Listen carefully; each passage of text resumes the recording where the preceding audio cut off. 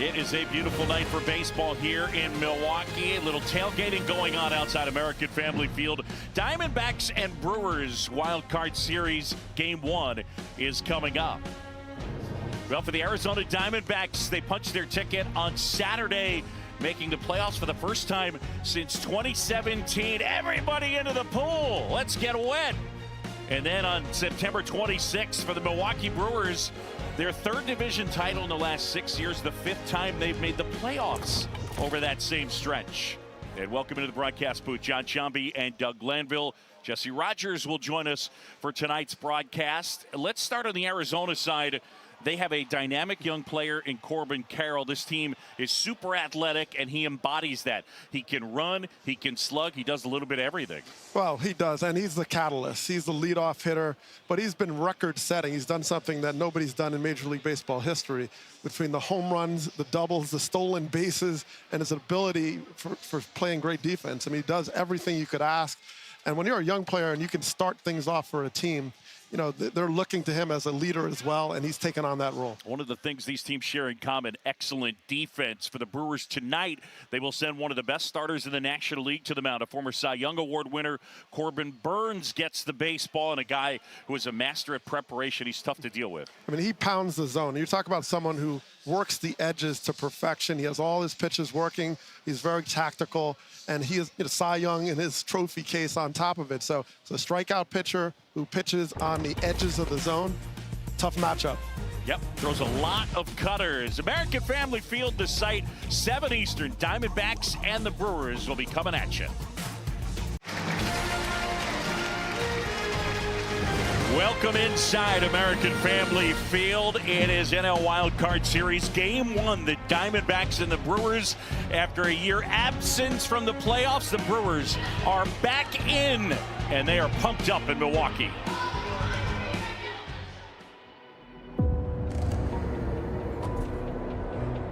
The time for improving is over.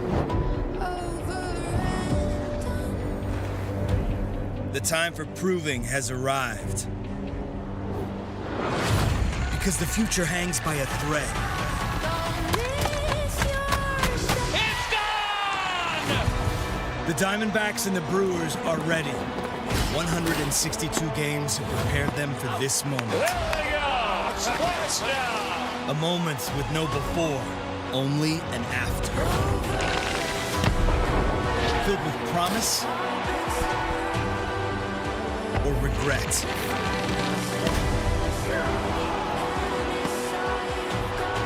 That moment is here. Now is all they got. Don't miss your shot. The rally towels are out. Roof is open. It is a gorgeous night for baseball. The Diamondbacks and the Brewers. It's Game 1 of this National League Wild Card Series. Let's take a look at the brackets in the National League. And then there were 6 as the Braves and Dodgers await the winners of the Phillies and Marlins. And our game here, the Brewers and the Diamondbacks. It is Game 1. Welcome inside the broadcast booth. John Sciambi, Doug Glanville, Jesse Rogers will join us coming up. All right, one of the big news stories so far in these playoffs yesterday, Brandon Woodruff, the number 2 starter for the Milwaukee Brewers, ruled out for this series, possibly for the postseason. So, Dougie, their big 3 is now a big 2, and it is on Corbin Burnes and Freddie Peralta. Well, Corbin Burnes is the ace of a staff that has the #1 ERA in Major League Baseball this season. He can pitch, and Peralta, that 1-2 punch is just as formidable.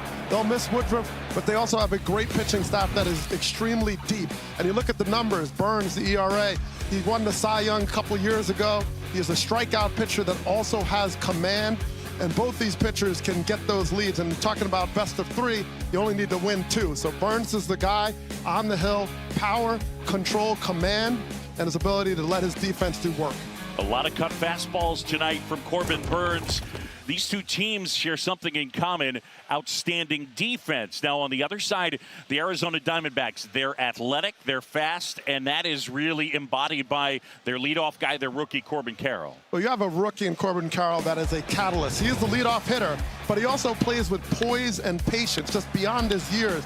And he had a historic season: doubles, triples, home runs, and stolen bases in categories we've never seen before. He does it all. He can play defense. He's stolen over 50 bases, and he starts the engine for these Arizona Diamondbacks. It's one of the most impactful rookie seasons we've seen in the last 30 years by wins above replacement.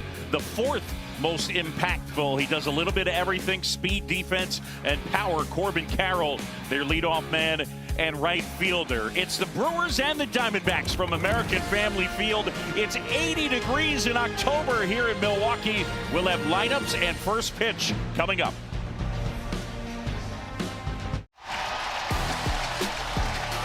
Well, this place is expected to be packed here tonight. American Family Field, they're going roof open.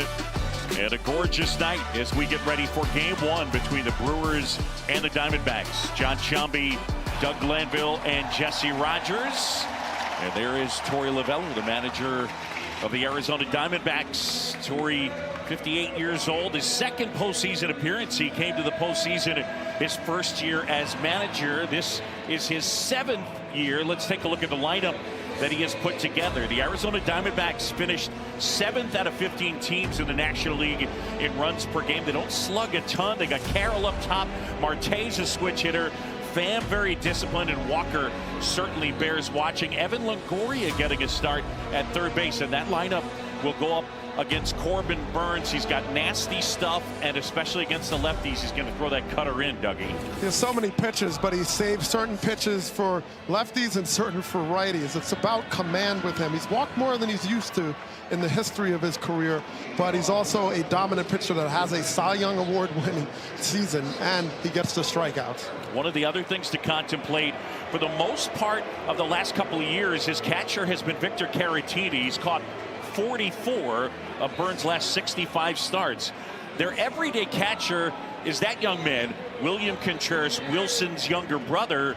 Contreras caught Burnes his final 3 starts of the regular season, and Corbin Burnes pitched very well. So we got a Corbin Palooza to start it off. Corbin Burnes, Corbin Carroll, and we're ready to rock. The big right-hander from Bakersfield, California, and he puts in a strike, and we are underway. Mark Ripperger, our plate umpire.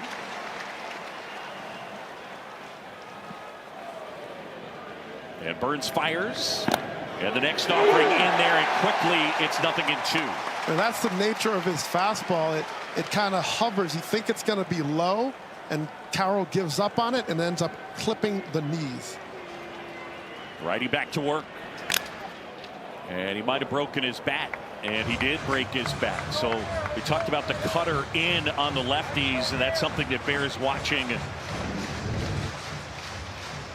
You watch the cutter action. This is what it does. It starts where you think it's in the middle of the plate, and then it bores in you like a saw. And then all of a sudden you find yourself jammed and defending yourself. And in that case, Carroll broke his bat. The lane changer, this young man at 23 years old, former first-round pick from the Seattle area. He put together an historic rookie campaign.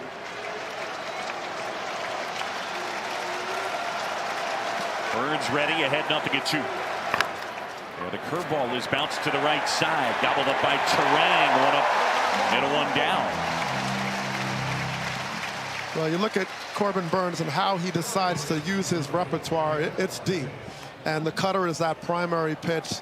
55% of the time he throws it. He also has the curveball that he complements and uses, the changeup, the slider, and the sinker. Now the changeup primarily is going versus lefties. There's pitches he exclusively uses for one side.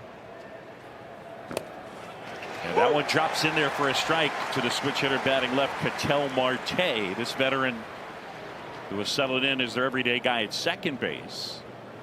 Really honored his career, more positional versatility.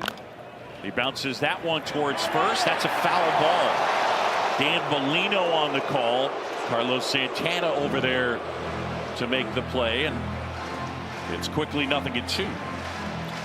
Well, Santana has to make a decision. Sometimes when you lay back, you kind of play that big hop, you can't charge it. And sometimes charging it allows to catch it before it gets fouled. But it looks like it was the right call. Santana, a solid guy with the glove. This Brewers defense, #1 in the majors in outs above average. In fact, in terms of that advanced metric, we have the top 2 teams in the big squaring off.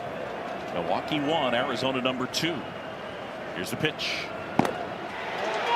Just low. Burns starting to walk it off, thinking he had call strike 3. Well, there's a reason Milwaukee Brewers logo is a glove. I think it works very well right now. So not everybody can see that it's an MB and a glove. That's way high. And now it's 2-2 on Ketel Marte. Marte finished the year strong at OPS over .920 in September. Right-hander ready and fires. And again, a foul ball. Well, as a hitter against Corbin Burns, you have to accept that nothing is straight. You're not going to see anything that's coming straight. It's all late movement. It cuts in on you. He can roll the curveball on you, change speeds. He works north-south well. He works east-west well. And that's why he's a nightmare to face, and he always reduces hitters down to rubble very often. The 2-2 is hit softly to the right side. Terang has it. And a couple of ground ball outs. And there are 2 away. An adjustment that Corbin Burns made this year was late in the season. He looked at some data and he saw that he wasn't getting extension, but the other thing was that his arm slot was creeping higher and higher. That was prior to his start against the Yankees. And he promptly went out and fired 8 scoreless no-hit innings in his final 4 starts. A 1.59 ERA. So that adjustment in going back and looking at video from 2021, the Cy Young year, and looking at that data appears to have helped. Tommy Pham fouling one off. This veteran they acquired at the deadline from the New York Mets. Well, Pham had an incredible June for the Mets and kind of put him on the map for the tradability. Fans want the strikeout. Pham, a guy who does not chase. As a team, this is an Arizona team that does not swing and miss a ton. And such a good combination of a team that's fairly young, but also disciplined enough to not chase a lot. And the 1-2. Oh, Contreras thought it was going to be called strike 3. K-Zone said it missed the mark. When you can see Burns, he's just on the edges. He's constantly in competitive pitches every single time. And that one fouled back as Pham stays alive. And when you face someone with every single pitch has a purpose, and if it's he misses, he finds another way to get you and move from that edge of the corner to another edge. 2 balls, 2 strikes. And again, that one bounced foul. With that curveball he throws, during the season he threw it 17% of the time, as we talked about, but opponents only hit 132 with a 209 slugging percentage. So they did minimal to 0 damage off of it. Already 7 fouls from the Arizona hitters. Check swing. Did he go? No swing, says first base umpire Dan Bellino. And now it's filled up 3-2.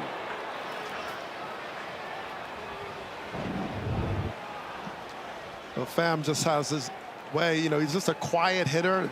Bat stays flat, just kind of whips at it. And the right call was made. No swing. Pitch 8 coming to Tommy Pham.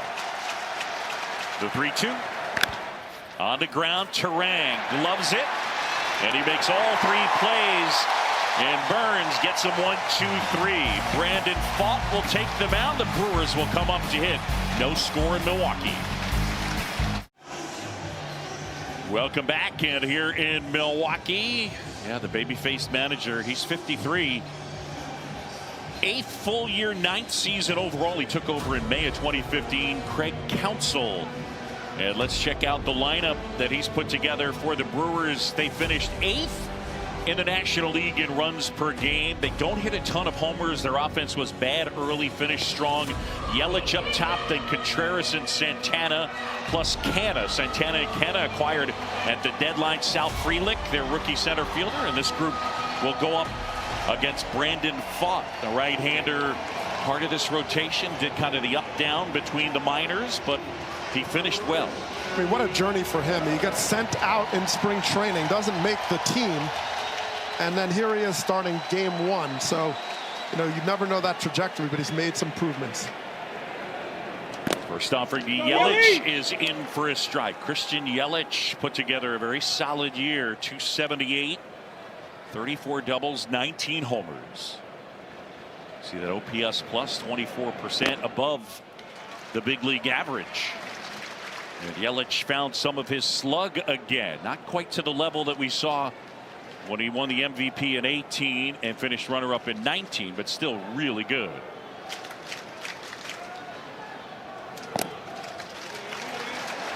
With a count 2-1. One of the things to look at as far as Brandon Pfaadt is concerned, Dougie, he's in the zone. He throws a lot of strikes. 2-1 now. 2-1. One of the things to look at as far as Brandon Pfaadt is concerned, Dougie, he's in the zone. He throws a lot of strikes. 2-1 now. And he misses. And now it's 3 balls and a strike. Well, he's a pitcher. You're seeing the four-seamer, and that is his primary. But he also throws a sweeper very often. That's his sort of out pitch. That's his plus pitch. That one on the inside corner called a strike by Mark Ripperger. K-Zone said it missed, and now it's 3-2. Well, very important that you have a young pitcher on the mound for the Diamondbacks to get him confident in this first at bat. Yelich slices one foul down the left side, scooping that one out of the mitt of Moreno. It'll stay 3-2. Christian Yelich at 31 years old. Brewers initially got him from Miami in January of 18. Basically within the same 24 hours they signed Lorenzo Cain, and those two moves helped change the recent fortunes of Brewers postseason baseball. Pitch inside, and Yelich will take his base. So a walk from a guy who walked just 6.2% of batters he faced this year. The leadoff man is aboard. Well, you look at his zone, he's in the zone. And as you mentioned, 55% over a minimum of 90 innings. This is talking top 10 category. So does that make you think there's some nerves here? And there should be. There should be. And Torey Lovullo, his manager, said, let's see that first at bat. Contreras appear to be taking all the way, and it's ball 1. Brandon Pfaadt, 24 years old, from Louisville, Kentucky. Pitched his college ball at Bellarmine. And a big swing and a miss from Contreras. Talked with Pfaadt yesterday, and he joked his name is spelled P-F-A-A-D-T. And then he went to Bellarmine. He said a lot of times he was fat from Bellarmine. Right. It's almost like the vowels and the consonants are in the wrong order. Next offering in for a strike, and now it's 1-2. You know, John Scamby here. I can relate. Well, he was like at Granville or so. Yeah, it's all good. He's making a name for himself, and literally everybody will know Pfaadt. Yelich at first, and Pfaadt. That one slapped softly the other way, and it'll fall for a hit. Yelich not stopping on his way to third, and the throw is too late. They're at the corners. A little flare single to right field, and the Brewers are in business. Well, just trying to get established, and his big pitch is a sweeper. So he finally gets a chance to throw it, but he gets a little too much of the plate, but very good hitting by Contreras just to get a piece of it. And off the end, he deadens it, and it just drops in with that spin. Good base running by Yelich, because off the bat, you might think, okay, it might drift out to the right fielder. He knew where he was playing, and he was able to take that extra base. Did you see Contreras in September? He finished the year with an 18 straight game hit streak.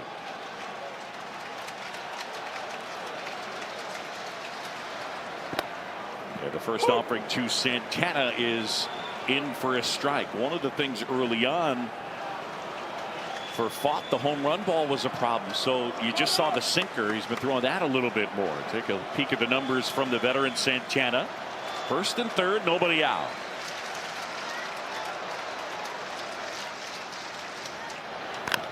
And hit on the ground and through the right side, base hit. Yelich in. Contreras stops at second. It's an RBI single for Santana. 1-0 Milwaukee. They had Marte pulled way over in the hole, and Santana was able to push it to his right. Marte's, that is, just enough. What Santana's brought in is a veteran presence, and look, it just gets enough of it. But now, you know, this has been a season where the shifting has been reduced in terms of the dramatic nature of it and how far you can do it. 2 infielders on that side. So if you're trying to cover that hole, you're giving up the middle. And base running for the Brewers is part of their asset. So if they get these first and seconds, first and thirds, they know how to take the extra base. Yeah, so one of the things we saw with the shift was the change in terms of left-handed batters on pulled ground balls. Last year, lefties hit 142 on pulled ground balls with the shift in effect. This year, that average rose to 169. Now, that's not a great number, but the increase of 27 points is pretty significant. And right there, Santana, a beneficiary. Canna shortened to bunt, takes the strike. So the Brewers jump in front, 1-0. It has not exactly been a laser show against Brandon Fott. Contreras at second, Santana the runner at first. The 0-1. Well, Fott's just trying to establish that fastball, but if he can't get into that count he wants to, he's not able to use that wipeout sweeper that really is his strongest pitch. 2 on, nobody out.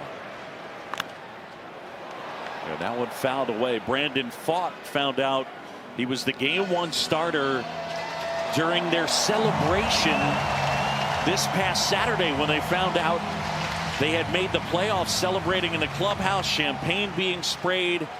And Mike Hazen, the general manager, let the cat slip out of the bag. Look, at you got sent down. We told you to be an important piece, and now you're starting Game 1. As Canna is going on strikes, and Fott gets a big out, the first.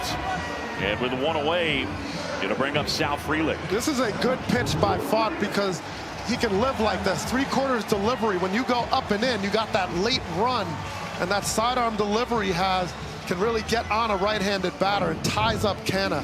So that pitch is the one that sets up the sweeper to be able to go to that outer third. So if he can get that combination going, he can settle in right here. 1-0 Milwaukee, and Frelick comes up empty. 0-1. Sal Frelick, the rookie outfielder, starting in center field. Frelick was their first-round pick from Boston College in 2021. Played there for Mike Gambino. And Frelick fouls one back. He debuted this year, July 22nd. Scrappy guy. Grew up in Massachusetts. His favorite player growing up, Dustin Pedroia.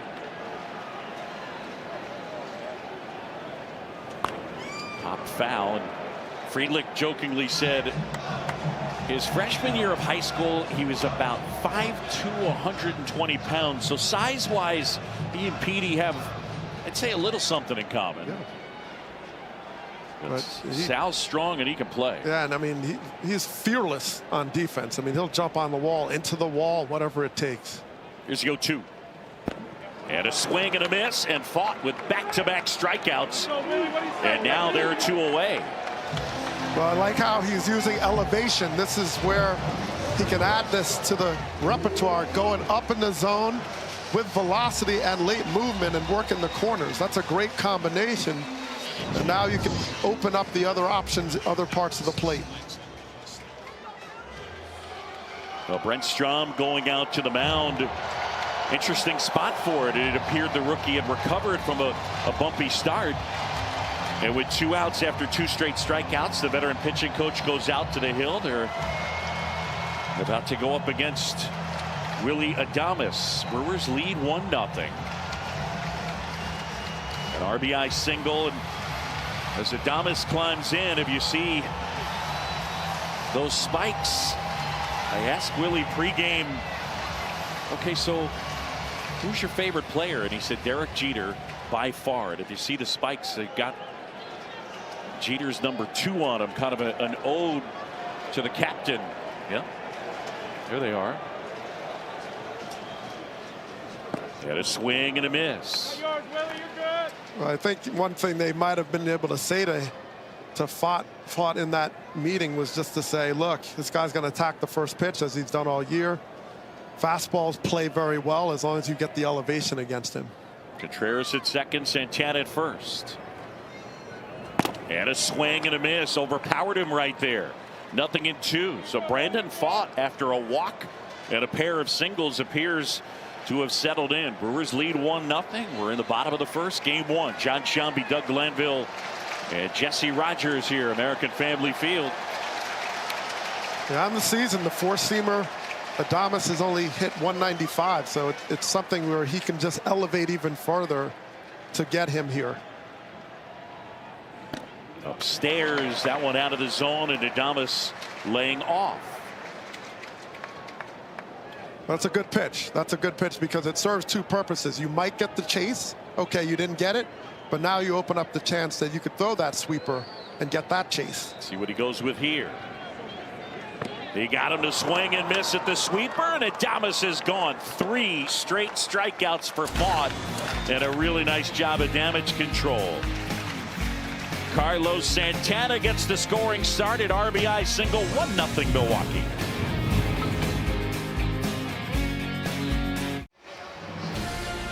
Brewers lead at 1-0 back here at American Family Field. John Sciambi and Doug Glanville. Corbin Burns back to work as we go to the second. And let's send it downstairs and check in with Jesse Rogers.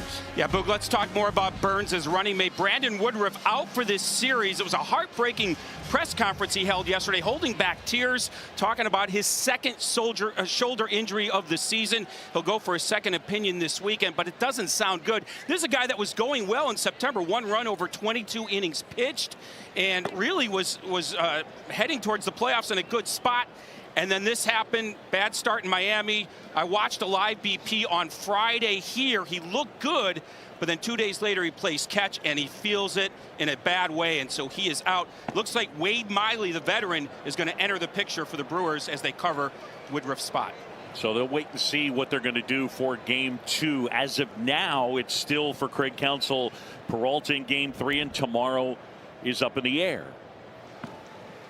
As that one misses to Christian Walker, and Burns has fallen behind 3-0. The injury for Woodruff, a right shoulder capsular injury. So he's out for this series and possibly the entire playoffs. Burns fires one through there, and now it's 3-1 on Walker. Walker with big power, 33 homers.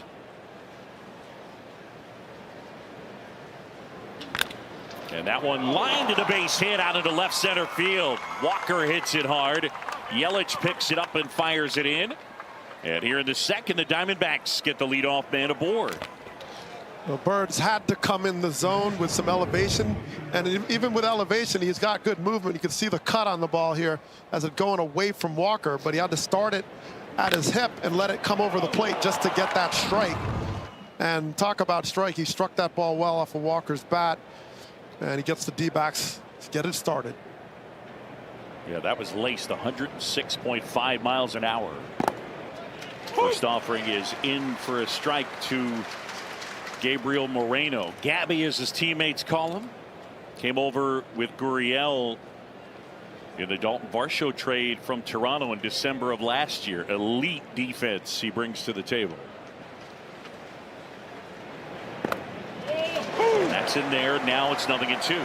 Well, Moreno will be the X factor when you talk about running game, because the Brewers have not shut down the running game that well, whereas the Diamondbacks are phenomenal at success rate, close to 87% success.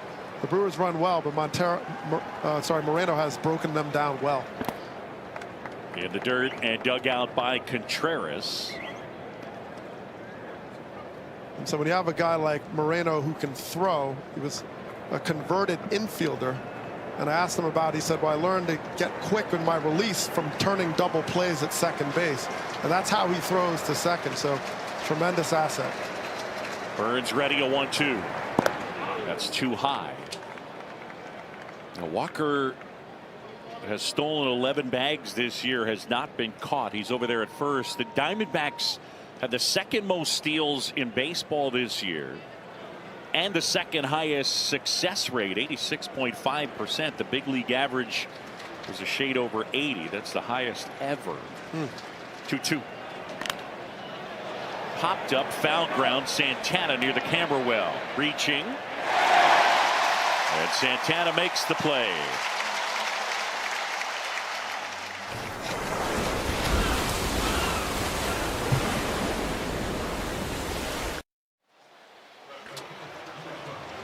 So a pop-out foul off the bat of Moreno, and here is Lourdes Gurriel Jr.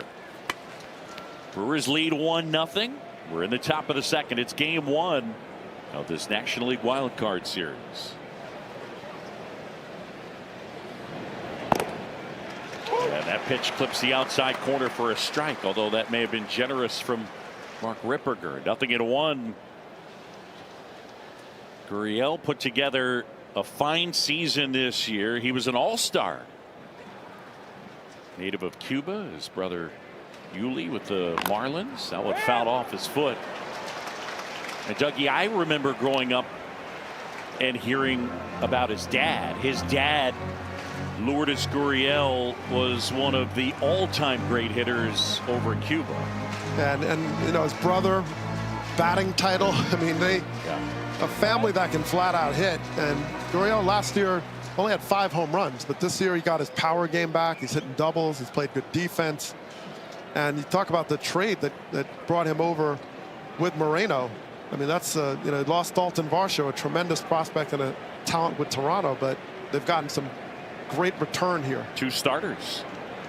The 0-2 is tapped foul. That went back towards the on-deck circle.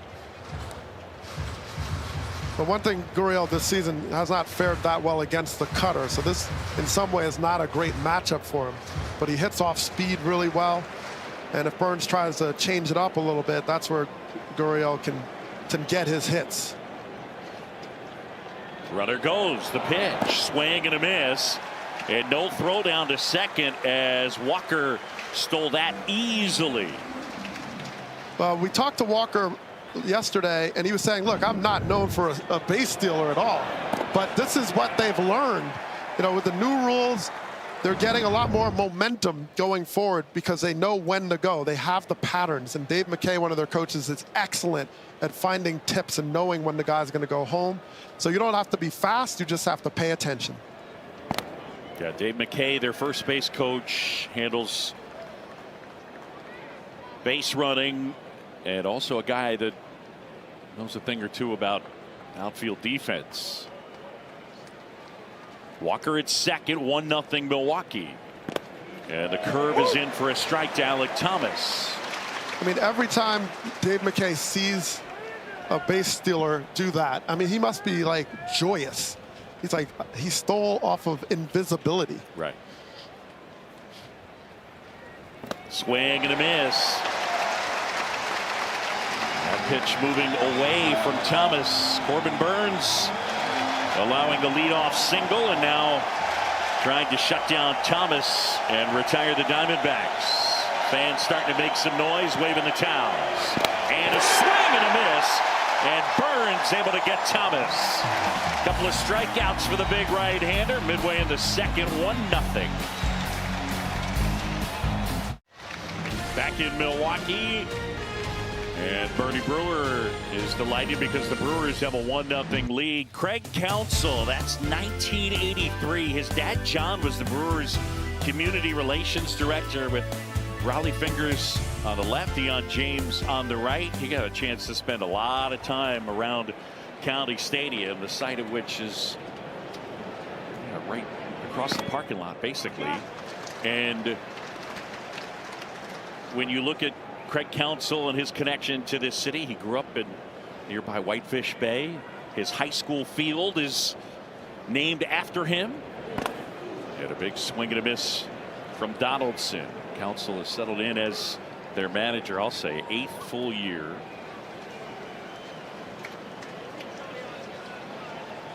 And they're in the playoffs for the 5th time in the last 6 years. Here's a 1-1 to Donaldson. I thought Craig Counsell was pretty straightforward about Josh Donaldson. They picked him up on the 31st of August, sent him to AAA, and then brought him up September 11th. He said, we hope he gets a homer, maybe gets a couple of walks. That's what he does. The 2-1.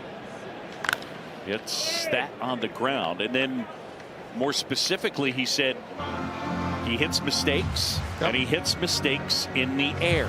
So a 152 batting average on the year. Josh Donaldson this season has 25 total hits.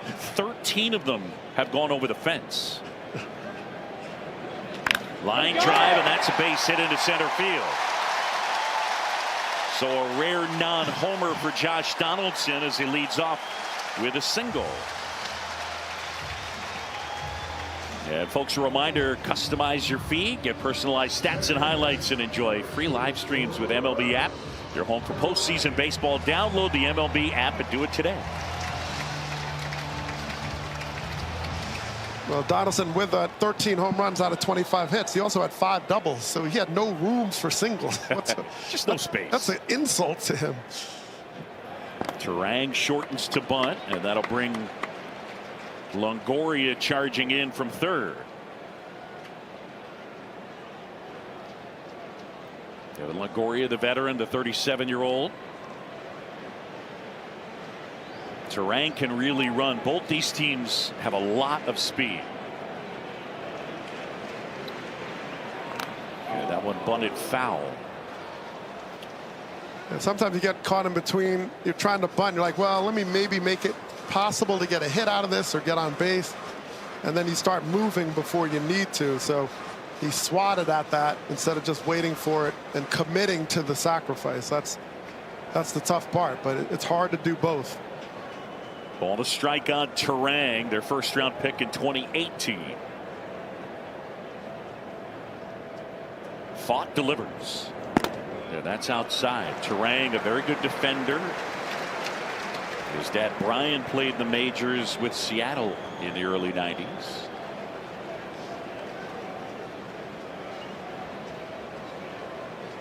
Just getting going, bottom of the second. The Brewers have a 1-0 lead on a Carlos Santana RBI single. That was in the first. The 2-1. Bunted back to the mound. Fought will go to first. Marte gets over. And the sacrifice executed. Well, you know, when you're runner on first, you have a little bit more room and margin for error to get it down. He fought, fielded the ball, and he only had one play. Donaldson can still run a little bit, so he gets it down and gives himself up for the runner in scoring position.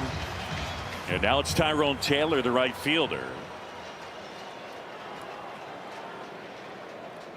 John Shambi, Doug Glanville, Jesse Rogers as Taylor swings and misses.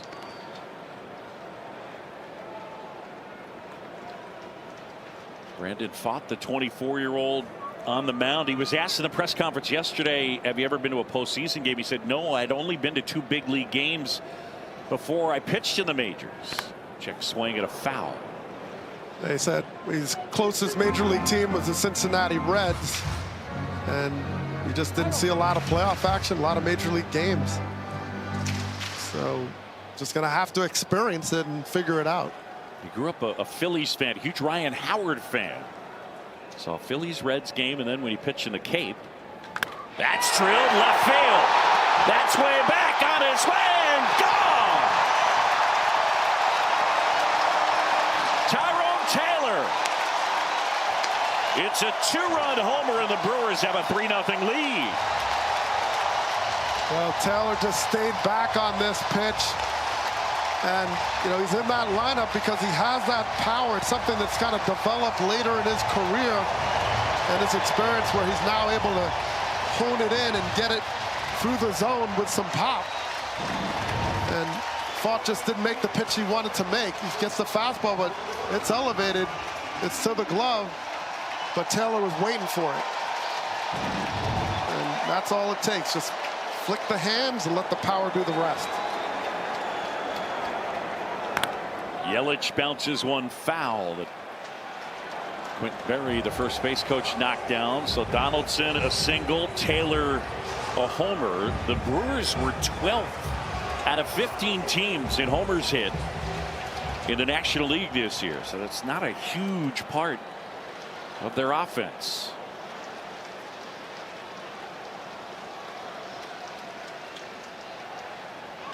That one line and into right field, and that's a base hit.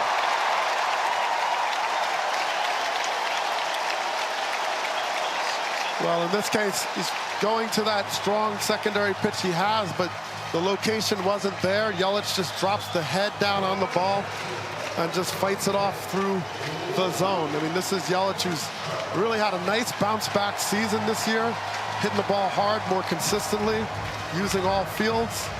And in this case, picking the right pitch in the right spot to put the barrel on it. 3-0 Milwaukee. Contreras at the plate, 1-out man at first.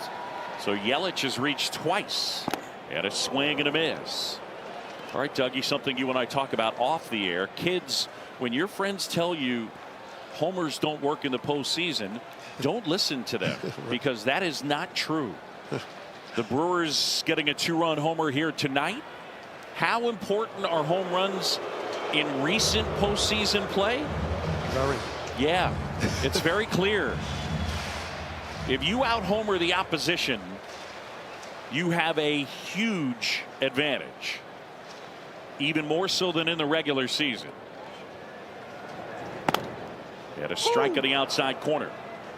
But when you talk to Craig Counsell, a lot of the managers, and they talk about young players playing in this environment, they talk about just dealing with the momentum shifts in the crowd and the energy and these sort of managing emotions around that. And that happens so differently with a home run. On the ground to short. Marte to second for one. Return to first. Not in time. So you think about the home run, and that is instantaneously at home, especially. That's going to change the chemistry of the air immediately, and you're going to have to deal with that swing and that crooked number that the Brewers just put up. So the last 5 postseasons, an .848 winning percentage when you out-homer the opposition. The great Sarah Lang's delivering that for us. And the Brewers with the homer here in this one. Popped up, and that one foul. And it gets out of play. Brewers lead 3-0. Well, for neither of these teams, the home run has the home run been a big part of their offense. Yeah, it just hasn't. And the Diamondbacks run. They go first to third. They put the ball in play. They don't strike out a lot. The Brewers will strike out. They just walk a little bit more. And they scrap and mostly just dominate you on the pitching and defensive side of the ball. Fought ahead, 0-1.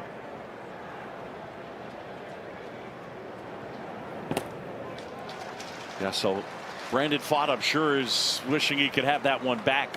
A home run to the number 9 hitter and an 0-2 pitch. And, you know, he actually hit the glove. That's also frustrating. It was called. He threw it to the glove. It just caught too much of the plate to get to that glove, and that was it. Right-hander 1-1. Now 2 balls and a strike. The veteran Carlos Santana has come over and made an impact. 11 homers, 52 games with the Brewers. He hit 12 in 94 games with the Pirates. Brewers lead 3-0. And Santana's so known for his incredible discipline throughout his entire career. And I asked him yesterday, like, well, where do you get that from? He's like, divine. He said he can't even explain it. He's always had it. Go to first, and stepping back in is Contreras. Yeah, he's always had great patience, a little more aggressive this season. A switch hitter who came up as a catcher. Fly ball left field. Gurriel has it, and that is out number 3, but the damage done. A 1-out, 2-run homer by Tyrone Taylor, and the Brewers add to their lead. It's 3-0 Milwaukee.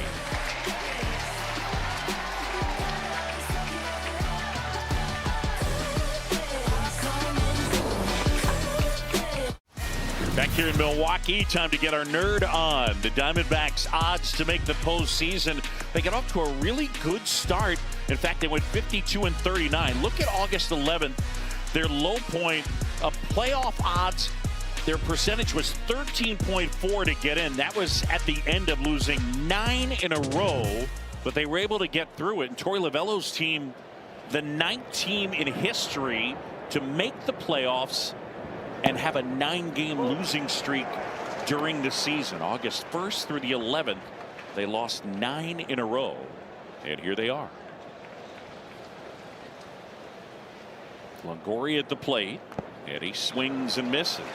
And well, the other thing that blows you away about their history that they also did in historic fashion is 2 years ago they lost 110 games. Yeah, I mean, very few teams can say they turned into a playoff team within 2 years of losing 110. Houston Astros, you know, there's a few teams that come to mind, but that is amazing. That one hit foul. I asked Mike Hazen about it. I mean, he's known Torey Lovullo a long time. I said, what made you stick with him? I mean, Torey is very well respected. He said, I gave him a bad roster. We had injuries, and it was my fault. And no one would have been able to dig us out of that season. It just wasn't properly constructed, and Mike Hazen took all of the responsibility.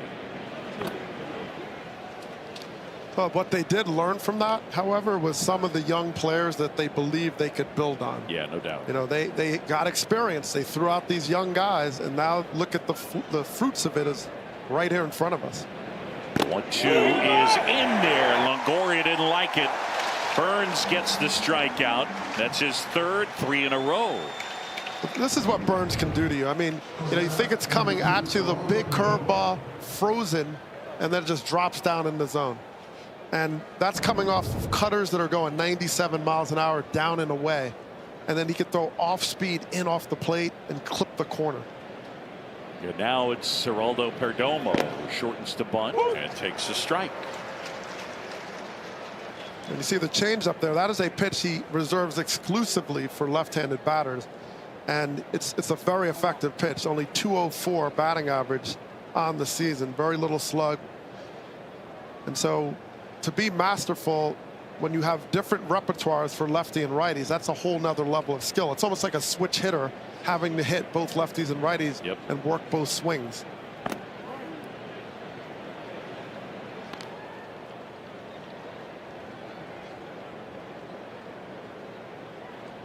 Perdomo, very good defender.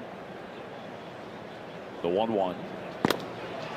And that one misses. Their opening day shortstop was Nick Ahmed, the 2-time Gold Glove Award winner. Eventually, they called up their top prospect in September, Jordan Lawler. He's on the postseason roster, and they made the move to DFA Nick Ahmed. And it was not easy for a guy who had made such an impact. He had been with the Diamondbacks since 2014, and It was emotional for Mike Hazen and Torey Lovullo. A line drive and a base hit into right field by Perdomo. And with one out, a man aboard. Time now with Corbin Carroll making his way to the plate. To take a look at StatCast, powered by Google Cloud. Corbin Carroll, 25 home runs this season, 12 to the pull side. He hit 8 opposite field homers, so don't let the size fool you. He is strong. Carroll grounded out his first time. And ball one to the leadoff man. Even though Burns lives and starts always in this stretch position, it's a whole nother level when you get Diamondback base runners on that all love to run. Perdomo at first. This swipes 16 to 20.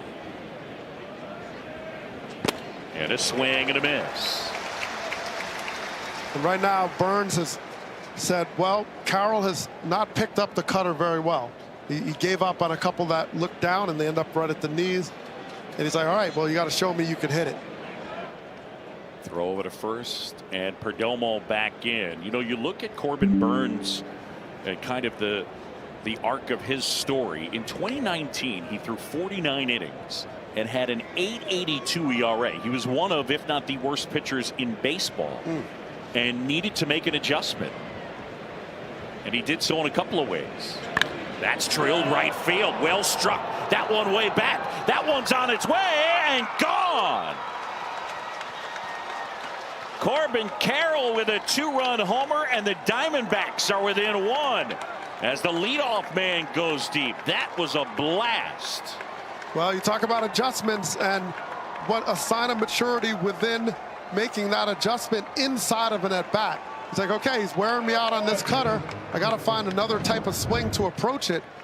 So Burns says, all right, let me try to throw the changeup. And he's sitting on it and able to take it way out. And that is a hard thing to do against Corbin Burns, where opponents have hit 132 off of that changeup. This one drilled right field. That's back. That's got a chance. That's gone. Marte goes deep. Back-to-back homers for the Diamondbacks. And just like that, it's 3-3. I mean, quick strike. And we mentioned earlier, home runs are king, but home runs are not prototypical of these two teams. It's not their style. But Marte, 2019, had 32 home runs on the year. Left-handed, he's an extremely dangerous hitter. And look at the head position, just right on that ball. And he quickly whipped through the zone and knew it. Just all hands. And a souvenir. So Burns, who had looked sharp through the first 2 innings, with 1 out here in the third, goes single homer. And just like that, the Diamondbacks have tied it at 3 here in the third. Chris Hook, the pitching coach for the Brewers, out to the mound. But when they go back over this tape one day, after, they're going to go back and say, okay, why'd you throw Burns a changeup there? Why'd you throw Corbin Carroll a changeup? And this guy has a dominant changeup. It's hard to argue, but he hadn't found a way to adjust to the cutter so far. The cutter has been really eating Corbin Carroll alive, but he's also a great hitter that made an adjustment. Corbin on Corbin crime. Here's Tommy Pham. And the first one in for a strike. Pham 0 for 1. Tommy Pham, one of the few Diamondbacks with postseason experience. He and Longoria, the 2 main guys, as he takes that one out of the strike zone. Pham coming into this one, a .352 average, 56 postseason plate appearances. Well, you look at, if you go by ERA per inning, it's not a huge sample, but one of the worst innings for Corbin Burns is the 3rd inning. That's where he has a 4.5 ERA. He's kind of getting over the hump, and the Diamondbacks jumped on it. Pham fouls it away. Yeah, the count 1-2. These are 2 good teams. The Diamondbacks kind of limped into the playoffs, having lost 4 in a row. What they scored 3 runs over that stretch, but They certainly showed enough during the regular year how talented they are and how good they can be. And a Milwaukee team that, again, a lot of people doubted. And you had the Pirates get off to a great start. They were in first place as recently as the middle of June. Ultimately, the Reds took over in first, but it ended up going Milwaukee's way. A liner to right. That's hit hard, but Pham retired. And there's 2 away. Well, they are ratcheting up the hard hit rate here, and this is something that is a problem for Burns. He's gonna have to find a way to make a quick adjustment. That's elevated. They're staying on it. You know, Pham's a good hitter. He kind of knows how to stay through and not get too big. And this is why, you know, you have a visit, you talk it through and try to figure out what to do, because they are on him right now. Yep. Christian Walker now a single his first time, and he swings and misses.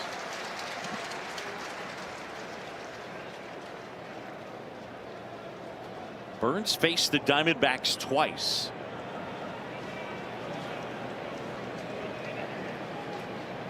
That one hit hard on the ground but foul. And the first time he faced Arizona out at Chase Field, the Diamondbacks were not aggressive. He fired 8 3-hit scoreless innings and was outstanding. But then the next time that he faced them here in Milwaukee, June 19th, 5 innings, 8 hits, and 7 runs, and they were much more aggressive. He said the approaches were diametrically opposed. That one fouled off of Contreras and back to the backstop. When we talked to him before yesterday, he said, I don't know, I got to see what they're going to try to do to me this time. You know, so there's a little learning curve within the game. Like, okay, maybe they're taking pitches, but now you're getting into that second time around. And then they had, all of a sudden now they're on the attack, and it's paid off very well for the Diamondbacks. 0-2 now, 2 outs, bases empty. Burns fires.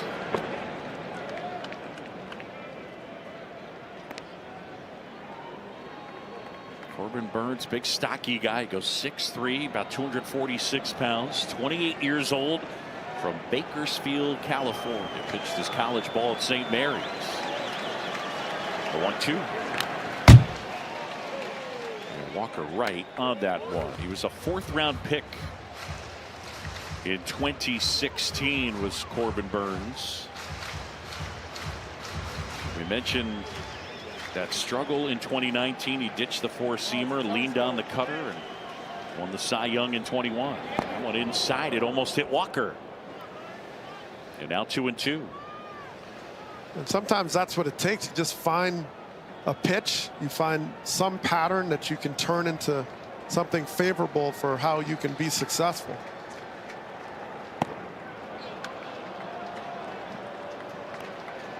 Three balls, 2 strikes to count now. Christian Walker. The Diamondbacks have homered twice in the inning, and they've tied it up at 3. Fans want the strikeout. Here's a pitch. Swing and a miss. And Burns able to get Walker. Corbin Burns talking to himself. 28 pitches in the inning. And back-to-back homers for the Diamondbacks for the 3rd time in postseason history. Carroll, then Marte. 3-3 in the 3rd. Back here in Milwaukee, tied at 3 moments ago. Jesse Rogers caught up with Torey Lovullo. Torey, the tone of this conversation changed in a heartbeat. Yeah. Tell me about the second time through against Burns here. Well, I think we had a good game plan against him. He just came out hot. He came out throwing the ball, hitting his spots. I think our guys just weathered the storm. We know that he's very effective, and we just need to make sure we hit the mistakes that we were looking for. What'd you like about Brandon in that first inning, striking out the side after getting down? Yeah, I thought it was him controlling the emotions. We talked about that pregame, him being able to slow things down and make pitches. You know, when you see a young pitcher poised like he was, get out of that, you feel like he's on the right path. Maybe that 0-2 pitch, bury it a little bit in the second? Yeah, I think that was a big difference in the game, right? We got a good pitching plan. You definitely don't want to throw an 0-2 pitch in that area of the plate. Taylor did a good job, but we got to be better 0-2 for sure. Thanks, Torey. Thank you. Jesse Rogers and the skipper of the Diamondbacks, Torey Lovullo. Brandon fought. And a check swing, but he went too far, and Kenna down on strikes for the second time. Well, when Fott gets to that sweeper, that's his wipeout pitch. That's the pitch he has to set up. And it lets everything become more effective. Once they're conscious of that, it opens up that fastball up and in. You can start to work other pitches, but that is his primary, that is his bread and butter. And when you locate it like that, he's going to be successful. Yeah, the pitch to Sal Frelick is in for a strike. Frelick, a strikeout victim his first time.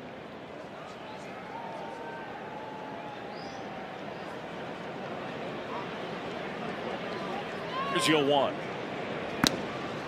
And that's in for a strike. It's 0-2.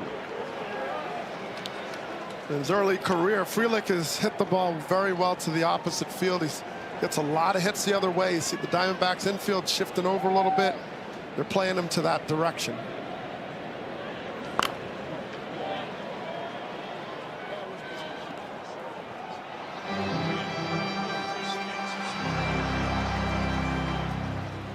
Well, Sal Frelick hits one the other way.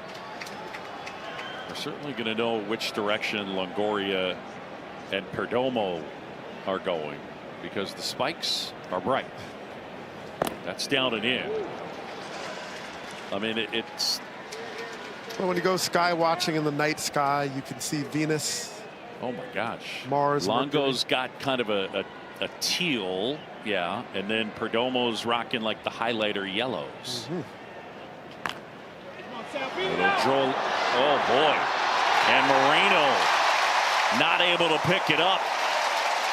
The dribbler along first, and it ends up being an infield hit. Frelick, who runs very well.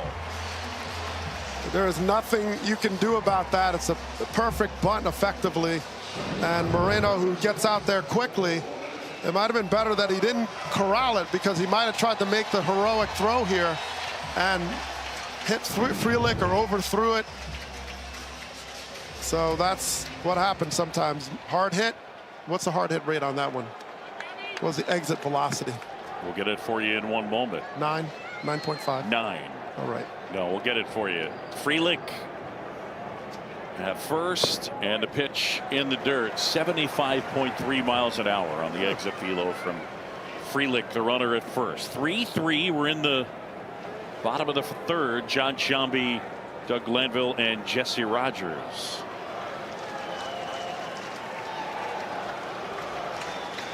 Adames here waiting a 1-0. And now the count is even.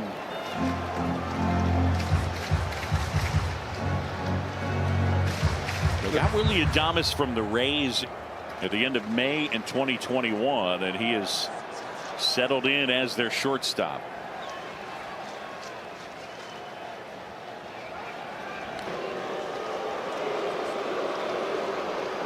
And Adames certainly one of their leaders. Frelick, a guy who can run. He was 7 for 7 swiping bags at the big league level. Well, Adames also has been a phenomenal defender. I mean, just off the charts. Yeah, only Dansby Swanson, the Cubs' outstanding shortstop, better in terms of outs above average at that position. What's impressive about Adames is how well he goes in any direction. You know, he can kind of go in the hole and throw. He can go up the middle. He charges balls well. Just had a complete defensive season.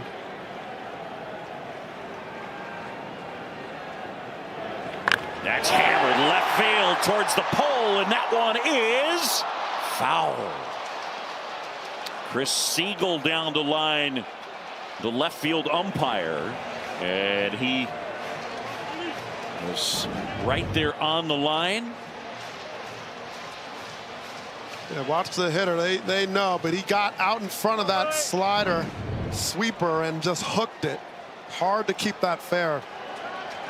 But Fott he has to go back to that four-seam elevated fastball. That's what's been able to get Adames most of the year.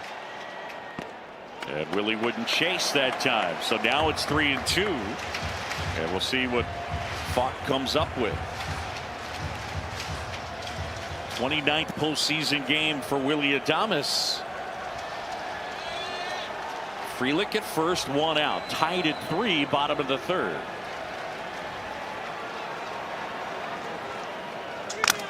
Line drive and a base hit out into left field.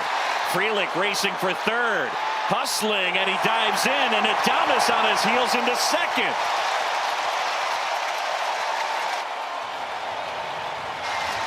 Aggressive base running from the Milwaukee Brewers.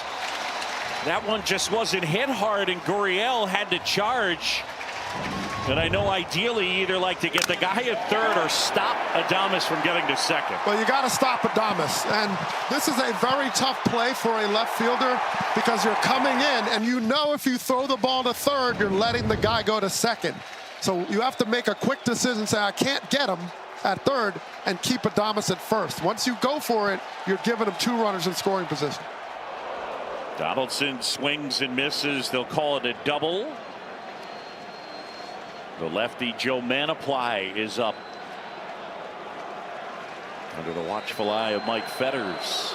Manaply appears to be ready. 3-3. We're in the bottom of the 3rd.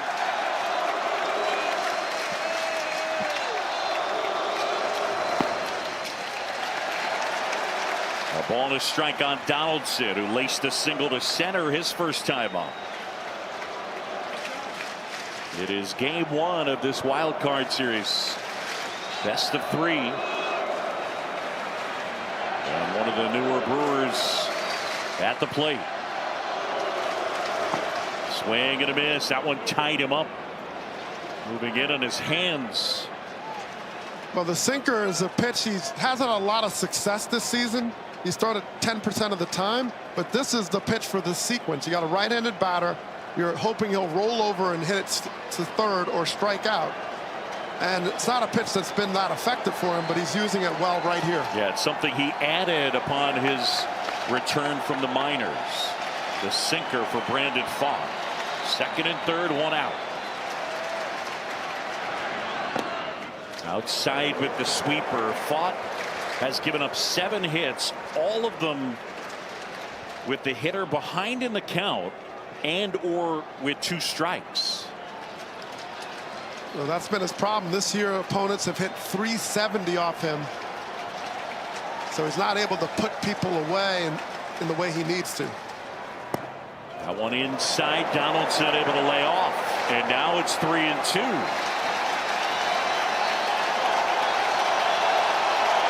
And here comes the crowd at American Family Field.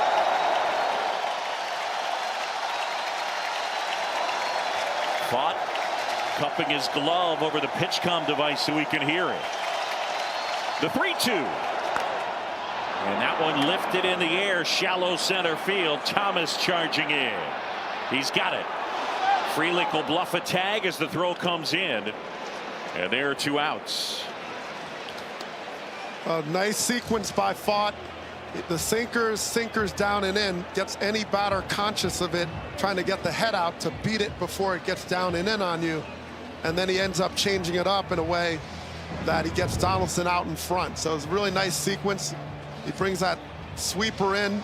It's not in a great spot, but it served as a changeup and got Donaldson off beat, popped it up, got too big, and gets the out. Into the line for the kid from Louisville as Joe Manaply, the lefty, will come into the game. We've got a pitching change. It's 3-3 here, bottom of the 3rd. Well, fans, this postseason get the best 5G coverage in the game with T-Mobile, America's largest and fastest 5G network. Back at American Family Field, 80 degrees for most of the day here in Milwaukee. The roof is open, and a veteran, Joe Manaply, will take over. 32 years old, Virginia native, not a big strikeout guy. For the Diamondbacks, their bullpen this year was not really a strength, although it finished strong as Terang bounces it foul. Their bullpen ERA collectively was 4.22. But from August 27th on, only the Dodgers and Brewers had a better bullpen ERA as Fought done after 2 2/3, 67 pitches. And a swing and a miss. Well, there's a lot to build on for Fought. I mean, there's a lot of flashes of some good signs. The sweeper, he got out of it. He had the strikeouts in a row. You know, they're in this game. That's you're doing your job. No doubt. They're in the game. Manaply, the 0-2. And Turang wouldn't chase. And Manaply is my favorite baseball name, by the way. I just want to share that. It sounds like an Avenger or maybe someone of the Guardians of the Galaxy. Sure. I mean, you have Groot and you have Manaply. Manaply. Okay. So, you know. We're going to find him and discuss that with him tomorrow. Yeah, I want a superpower and all that. The slider is his superpower. The 1-2. Fouled off at the plate. Manaply at the big league level has pitched for the Tigers, the Yankees, and the Diamondbacks. Last year he was actually an all-star. And he's here to neutralize left-handed batters. He's done that very well. 185 batting average, 231 slug. He's tough on lefties. Downstairs outside, and now it's 2-2 on Bryce Turang, who put down a sac bunt his first time. The Brewers jumped out to a 3-0 lead and had it till the top of the third. Corbin Carroll, a 2-run homer, and then Marte, a solo blast back-to-back, and we're tied at 3. Outside, and that was a ball out of hand. 3-2 now on Turang. Tyrone Taylor would be next.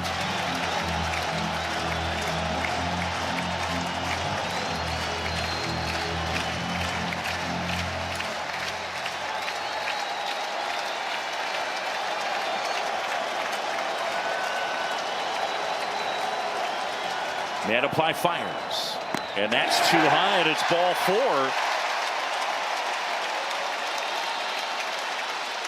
Well, that wasn't the plan for the D-backs, and you know, Turang has struggled this season offensively, but particularly against left-handed pitchers. But Manaply could not throw strikes. He just could not get it in the zone. And he has a sinker, curveball, changeup. It's kind of the trifecta, and none of them he had command of in that sequence. Yeah, I don't think the walk to Turang was something Torey Lovullo was looking for in that spot. Brent Strom had started out of the dugout. He got right to the edge of the grass, and nobody saw him, at least initially. Manaply was about to pitch, and then the third base umpire, Mike Estabrook, came in, waved his arms, and now the mound visit. I mean, it's so loud in here. I don't think they were just trying to get their communication clear. You know, if you're dealing with pitch calm and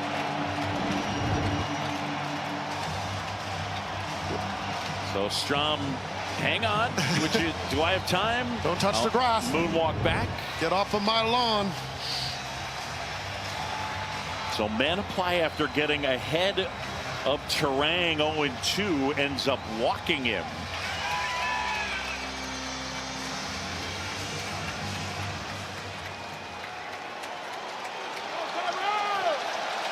Bases loaded, 2 down. Taylor is already homered.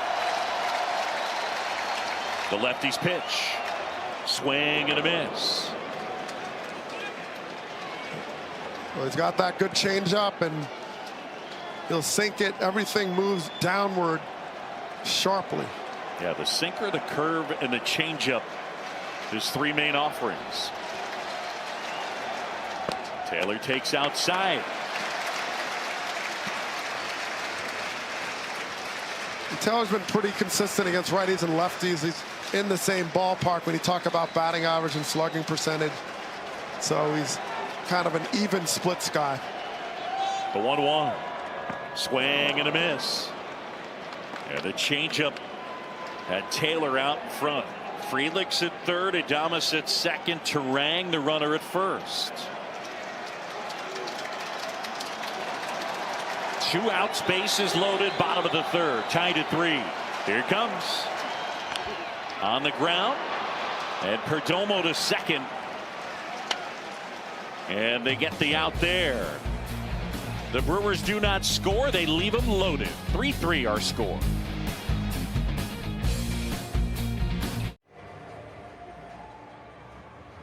Want the latest on the postseason? Just tell Siri, show me postseason baseball scores. Back here in Milwaukee, beautiful night. The roof is open at American Family Field. John Shelby, Doug Glanville, Jesse Rogers as we move to the fourth. And Corbin Burnes delivers outside the strike zone, ball one to Gabriel Moreno. Moreno popped out foul to first his first time. The pitch and a swing and a miss. This kid looks to be one of the dynamic young defensive catchers in the game. A couple entered MLB this year. Patrick Bailey of the Giants, another. As Burnes misses downstairs, but Moreno, well, you alluded to it, he can really throw, and he's put up a very good offensive year. You know, and he talks about how he looked to Miguel Cabrera for using the entire field, going the opposite field. Swing and a miss.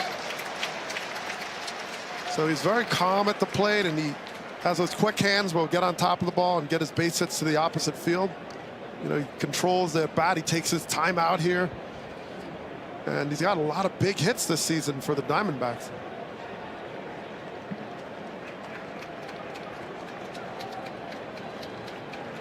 Right-hand hitter climbs back in. Burnes ready. Swing and a high fly ball. Well struck out towards left center field. That one on its way and gone over the bullpen. Moreno, a solo homer, and the Diamondbacks have the lead. It's 4-3. I mean, you talk about switching gears here. The D-backs are just on the assault here on any pitch that's not competitive. He's hanging these pitches right now, and Corbin Burnes is, and Moreno just stays back. Look at this. The ball just didn't do anything. He got it up in the zone, it flattened out, and his head position is impeccable. It gets under that ball with some serious launch angle. That was crushed. 4-3 Arizona with the lead, so they've come all the way back from a 3-0 deficit, and they're on top. Here's Gurriel. That's on the ground. Adames charges and throws out Gurriel, one away. Let's send it downstairs, and Jesse Rogers. Corbin, take us through this second time through against Burnes. Looks like you guys are getting a little more hard contact. Yeah, you know, good pitcher, but I think we're swinging at good pitches and giving them some tough at-bats, you know, trying to get that pitch count up. So I'm curious about your home run ball. You'd only seen cutters and curveballs. Here comes a change. Were you expecting it? No, it was more of a reaction. You know, he'll throw all three, and you know, just left that one a little bit over the middle. Was able to put a good swing on it. Appreciate it. Good luck. Thank you. Corbin Carroll, what a season he put together, and it started well for him in the postseason. A 2-run homer. And the Diamondbacks, a team that finished tied for 10th in homers hit in the National League. They've hit 3 homers tonight against the Brewers ace Corbin Burnes, and lead at 4-3. Only 23 years old, Corbin Carroll. And you know, Dougie, when you look at wins above replacement on Fangraphs, F-WAR the list. Corbin Carroll had the 8th best season in the majors this year. This ball misses outside.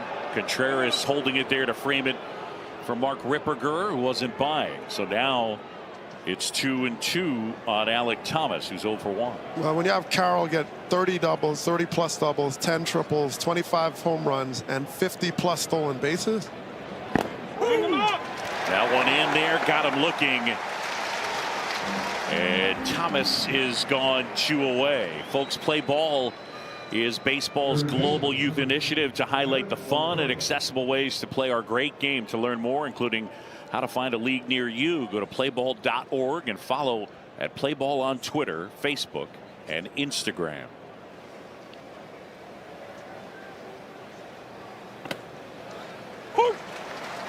Pitch is a strike to Evan Longoria.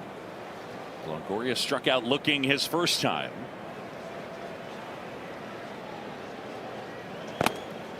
Guy who came up as a pup with the Diamondbacks, 3 times an All-Star, Gold Glove winner, moved on to the Giants, and now in his first season with the Diamondbacks as he fouls one away. His stat line interesting this year. He's all of a sudden turned into kind of an all or nothing guy. A career high strikeout rate of almost 31%, but the hard hit rate is really high. So he's looking to be a guy that can do damage for them. Yeah, I mean, he's still, you know, when he pulls the ball, he does damage. He still has that. He had a great June, so there's a lot he's offering still. Tapped off the end of the bat and foul.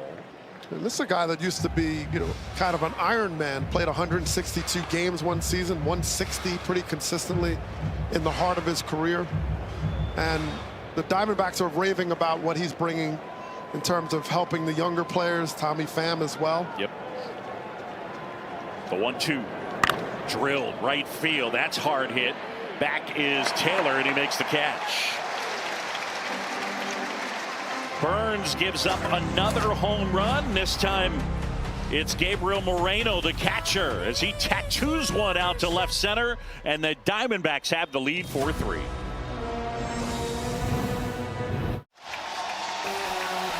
Well, folks, what a lineup we have for you Saturday and next Monday and Tuesday. The Red River rivalry game between number 12 Oklahoma and number 3 Texas on ABC. Got some Monday Night Football, Packers, Raiders, NHL opening night triple header. Connor Bedard and the Blackhawks taking on the Penguins, and the defending Stanley Cup champs hosting the Kraken. So lots to look at Saturday, Monday, and Tuesday. College football, NFL, and NHL as Yelich takes ball 1, man apply, and that is in for a strike. Christian Yelich has walked and he is single. The Diamondbacks down early 3-0 have rallied to take a 4-3 lead.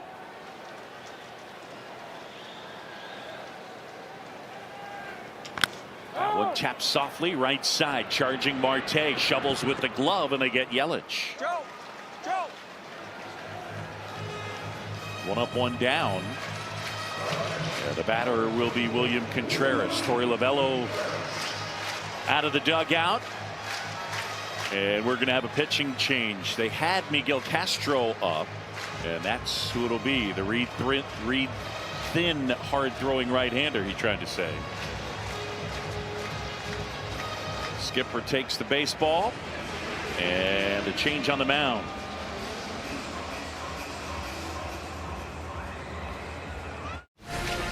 Back here in Milwaukee, and a reminder where what the players are wearing on field during the postseason. Check out the largest selection of authentic jerseys, caps, t-shirts, and more, and root on your favorite team at MLBshop.com. Miguel Castro, 6'7", 201 pounds. A right-hander takes over, a 4.31 ERA, and a strikeout rate just about major league average. One out, bases empty, 4-3 Diamondbacks. The pitch. And Contreras pushes one foul off to the right, 0-1. Now Castro, from this sidearm delivery, this angle creates a lot of downward tilts. He gets the sinker. He throws a slider and a changeup from this slot. A lot of movement. That one missing, a ball and a strike. Yeah, the sinker at about 97 miles an hour.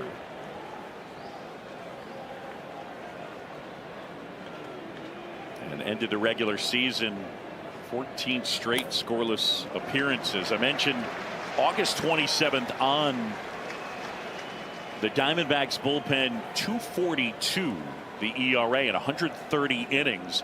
Overall, it was not a strength. Down the stretch, the pen was. That's in for a strike, and it's 2-2. Well, just like part of their story is that they're young, but part of their story also is that, you know, they're aggressive and they fight and they're willing to get after it. Check swing on a pitch down and away. Now the appeal to first did not go, says Dan Molino. I see you, Dan. When you see these big hits, you know, Perdomo scored. Moreno has a home run. Carroll has a home run. These guys are young, and they're showing up here. 3-2. And that one is inside, and ball 4. Contreras takes the walk, a 1-out base runner. He tried to go that slider, just let go of it a little late.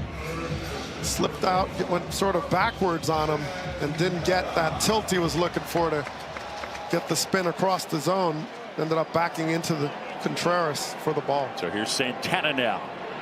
First pitch swinging and missing. A sinker darting away. Yeah, the count 0-1. Santana, an RBI single his first time. He flied to left in the second.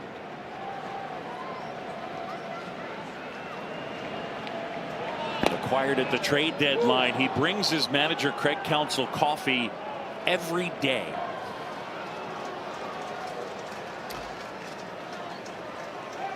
Craig Counsell likes coffee. What are you going to do? 0-2 the count. Swing and a high fly ball center field. Well struck. Thomas back, slowing down, and he makes the catch. Shy of the track, he hauls it in. Santana just missing one, and back to first goes Contreras, and there's 2 away. Well, Santana just missed this pitch, but look at the changeup, the fingers. He turns it over, gets that sort of UFO type of saucer spin to it, and just out in front by a hair. So 2 down now. I like tea, by the way, so, you know. I did bring you coffee once in Anaheim, so, you remember that? Was that when I got hit by the foul ball? Yes. On the ground to short. Perdomo, Marte, and that ends the inning. Castro does the job. The Diamondbacks end to 4, lead it by a run. Let's take a look at tonight's active play of the game. It's brought to you by the Wells Fargo Active Cash Credit Card. 3 homers by the Diamondbacks: Carroll, Marte, and Moreno. And so the Diamondbacks using the long ball, and they go from down 3-0 to leading 4-3. Yeah, that's weird. 7-7 when hitting 3 or more homers. That's the worst record in the majors when hitting 3 or more homers. Normally that's going to be a big ticket item. Not for Arizona for whatever reason. It's just sort of random. An outlier, as they might say. Here's Perdomo.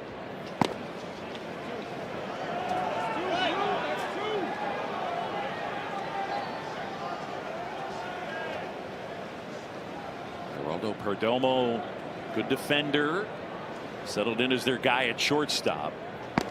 Mentioned they did call up their top prospect Jordan Lawler, hoping he might give him some help at least against lefties. He's a right-handed hitter, super athletic, profiles to be a big-time player, only 21 years old. The 2-1, and that's through there for a strike. Burns painting the edge with that last cutter. I mean, the Diamondbacks have so many elite defenders, or are in progress of elite defenders, and they just don't lose anywhere on the defensive side. Next offering down and in. One note we should mention: rosters were put out, and then the Diamondbacks made a late change as Jake McCarthy ended up not being on the roster, and Jace Peterson is on. McCarthy had an oblique injury. That's ball 4. Perdomo has really seen the ball well from Burns. He's not jumping out at anything. He's had good takes, and he's had a tough September during the regular season. Didn't close out very well. It was an all-star of the first half, but these takes shows he's seeing the ball really well. They're close, but he's making the right call and not swinging. And now Corbin Carroll. Carroll should be the runaway winner of the National League Rookie of the Year. And we documented earlier, at least in terms of wins above replacement, he was one of the best players in the National League, not just one of the best rookie players. Check swing, he went too far, and it's a strike, 0-1. I asked Mike Hazen, what did you enjoy about watching this team? And the first thing he said is watching Corbin Carroll live up to the hype. Mike Hazen, their general manager.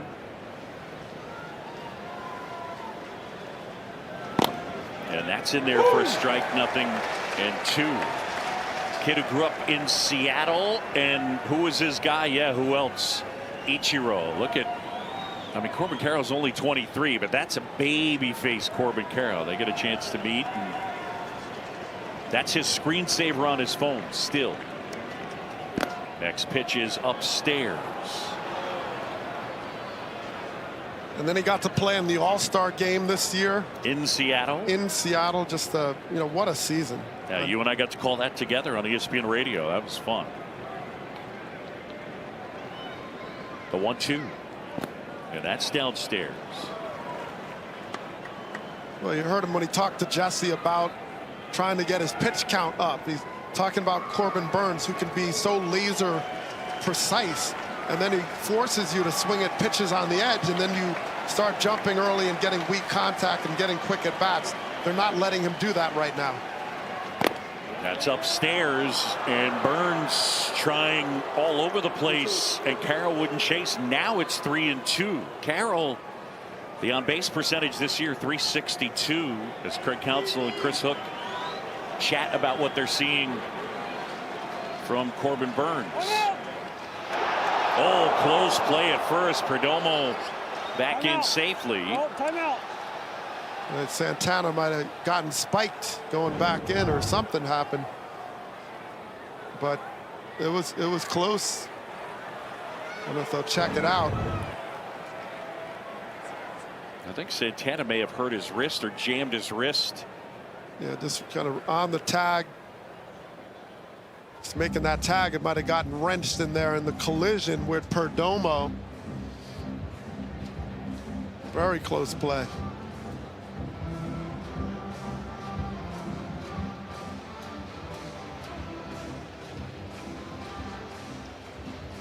Trainer out there along with Craig Counsell. So they had Perdomo leaning, 3-2 count. But I guess on the smack tab on him, he's catching it, tries to go on top. Just kind of looked like his hand like twisted in the glove on the tag.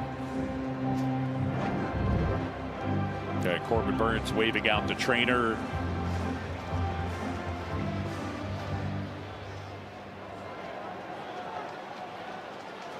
They're all trying to figure out.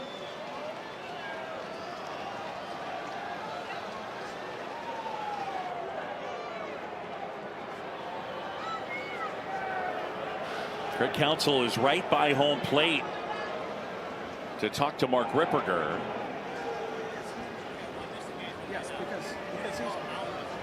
Yes, I did. And this is also tough for Corbin Burnes. He's got a 3-2 count, base runner, and he's just marinating on it. Yeah, I think what's happening here is, did they charge a mound visit there?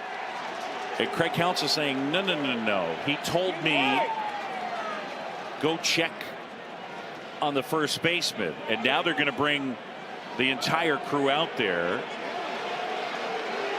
Bannister and Lovello saying no, that should be their second mound visit. I love how all these coaches, they don't want to cross the line into the grass. Very, very respectful of the landscaping crew here. So here's Burnes pointing and saying he's hurting. But because Santana's close to Burnes, the Diamondbacks maintaining that is a mound visit.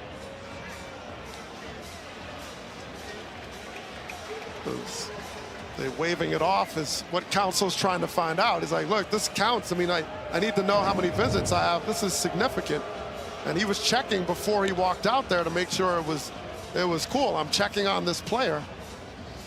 And he should not be charged with a mound visit for going to check on an injury.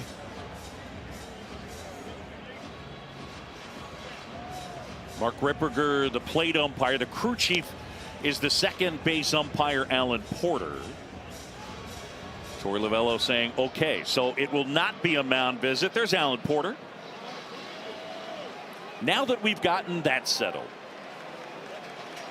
if you're at home and you're keeping track of mound visits, there's a lot of helicopter parenting. A lot of helicopter parenting right now going on. 3-2. Carroll, the pitch, and that is low for ball 4, and he walked him. They have Abner Uribe up in the pen. The Brewers do, and Marte, his first time up, he got tied up by cutters, and he kept that in the back of his head. Third inning, and he ambushed him. First pitch swinging and hammered one out.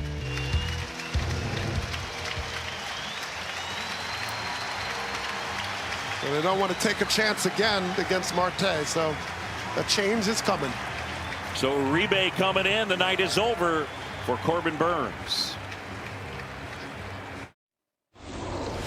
Kevin Connors in studio. Luzardo and Wheeler matching zeros on ESPN till the bottom of the third inning when Alec Boehm breaks the ice. The RBI double down the line. Johan Rojas comes in to score. 1-0 Phillies lead over on ESPN. Boom. All right, Kev, thanks. And Craig Counsell going to the bullpen and summoning his hard-throwing right-hander, Abner Uribe. 30 2/3 innings, a strikeout rate north of 30%. The big league average is about 23%, a 1.76 ERA. This kid's just 23 years old, and you're talking about a great arm, but only 88 professional innings before pitching at the major league level. So he had dealt with injuries. They had to baby him a little bit at the beginning of the year, and Corbin Burnes tied for his shortest outing of the season as he is responsible for both runners, Perdomo at second and Carroll at first. Yeah, so the Diamondbacks have knocked out the Brewers ace. Yeah, Burnes wasn't that sharp, but the Diamondbacks deserve a lot of credit. They took a lot of close pitches and worked those counts. There's Uribe down. And that one dribbled foul. And 0-1. Abner Uribe, native of the Dominican Republic. He debuted July 8th. Walks can be a problem for him. There's 0-1. Tap softly back to the mound. Uribe will pick it up and throw to first just in time. It effectively acts as a sacrifice bunt. Uribe has a power sinker, and he uses it about 60% of the time, at least over the course of the regular season. He has a slider as well. Not a lot of four-seamers. So you're going to get those top action. You see the two-seam action. He rolls over it, which a lot of hitters will do when you're a little bit out in front of the sinker. And Uribe fielded his position really well. He, with that velocity, threw an accurate throw to first base. And the pitch. There's a strike to Tommy Pham. The infield is in for Craig Counsell. That last pitch at 100 miles an hour. Donaldson, Adames, Turang, Santana right on the edge of the grass. Second and third. And that's fouled away. Craig Counsell in our pregame meeting had a line where he said one of the main parts of the postseason is you got to put relievers in and they got to do the job. That's what the playoffs are about. That's it. I mean, even with these great starting pitchers, they're only going to go 5 innings, 6 innings maybe. 0-2, check swing, appeal to first, didn't go.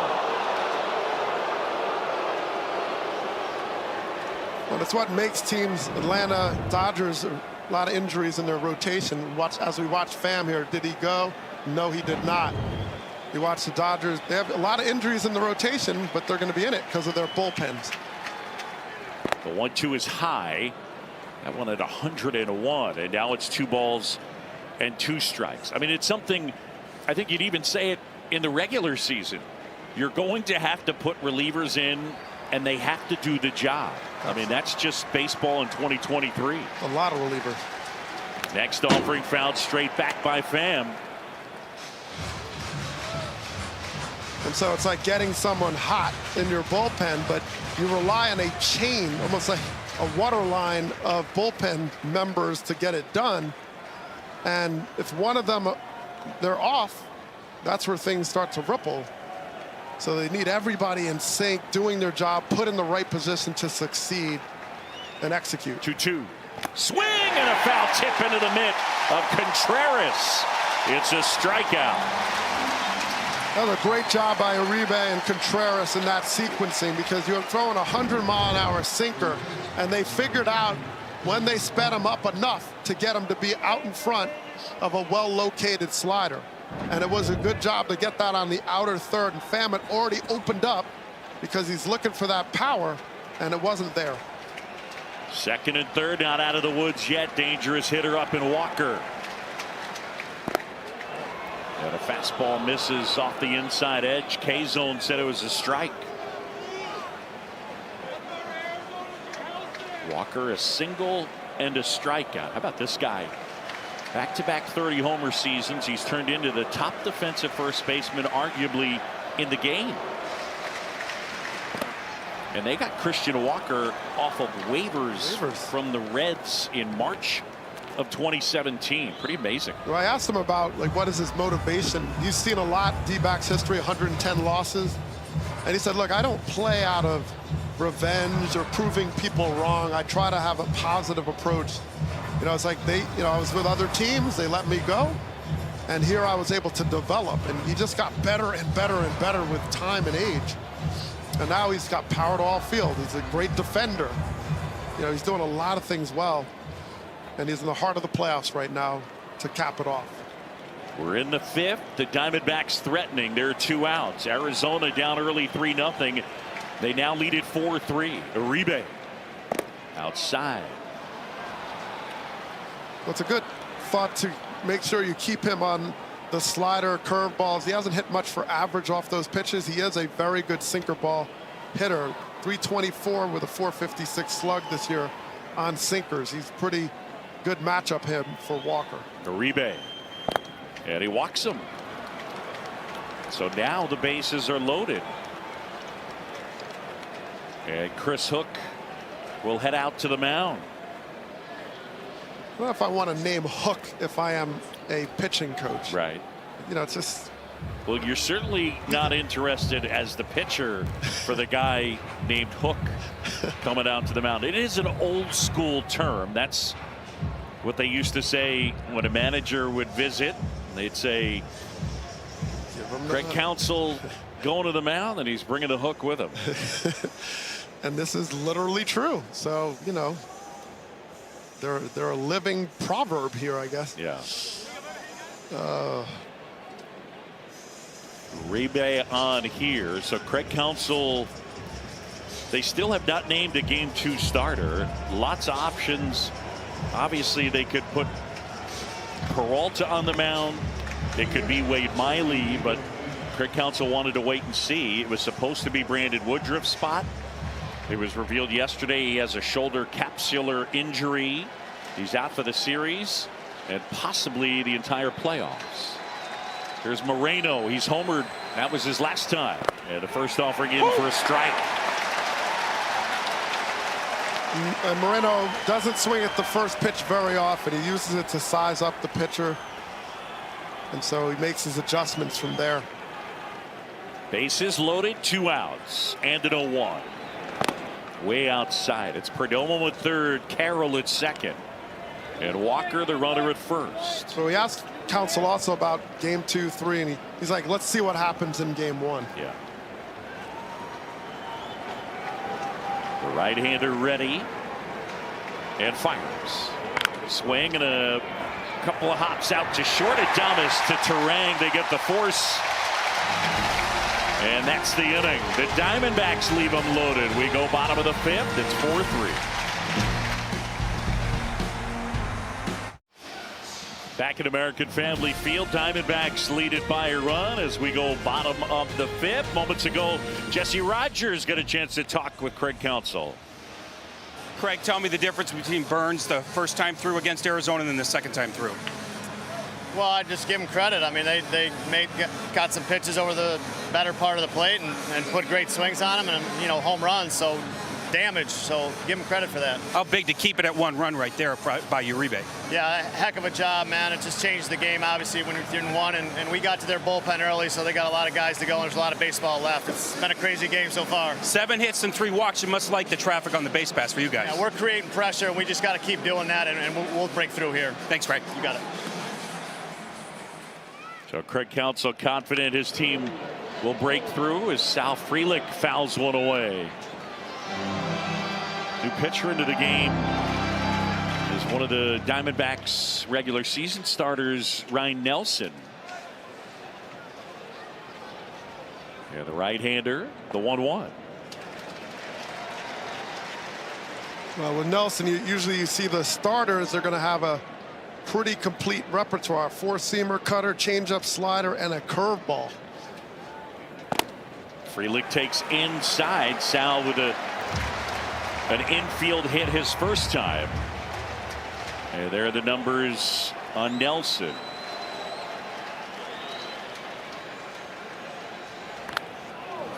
Frelick fouls one back. Frelick helped out Nelson there. That was above the zone by quite a bit. And he did foul it off, but now he's got to battle again this next pitch.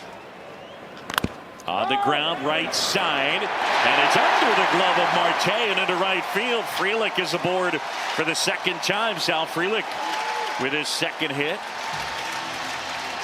Well, they said Frelick just plays with a lot of energy. He's completely fearless in the defensive side of the ball as well. But he gets a four-seamer. You see how straight that is, just trying to get the command Nelson was shooting for. And Marte gets there, but when he slides, he goes over the ball. And even if he fields that, though, Frelick can run well. No chance at really getting him. Here's Adames now. Ball one, no strikes on Willy Adames as he doubled softly to left his last time up. Willy Adames, one of their leaders. Swing and a line drive, base hit right field. Frelick stops at second, and there are two aboard. Diamondbacks lead it by a run, but the Brewers threatening against the new pitcher. Well, a great job of hitting by Adames. This pitch is elevated and up, and instead of getting it to pull mode, he just stays short and goes to right field by getting on top of the ball. You got to watch your top hand working here. Top hand rolling through, and that allows you to get on top of this high fastball, and he finds the barrel and gets the base hit out of it. All quiet in the Arizona bullpen. Here's Donaldson down. 4-3 Arizona, 2 on. And that one at 97, missing for ball one. Josh Donaldson 1 for 2 with a single. Released by the Yankees August 29.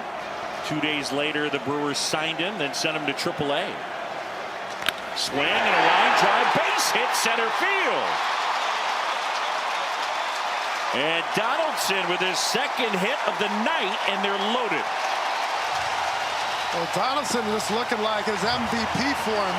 You know, not getting big, not trying to hit it off the scoreboard, but just getting the base hits and staying in that line drive stroke. He's a super fly ball hitter, but look at the four seam. There's no movement on that. That is a straight fastball. And if you throw a straight fastball, you got to locate or elevate to get the swing and miss. That's in the zone. Donaldson, good hitter, patient hitter, and gets the barrel to it. And a pitch. And Turang, did that hit him?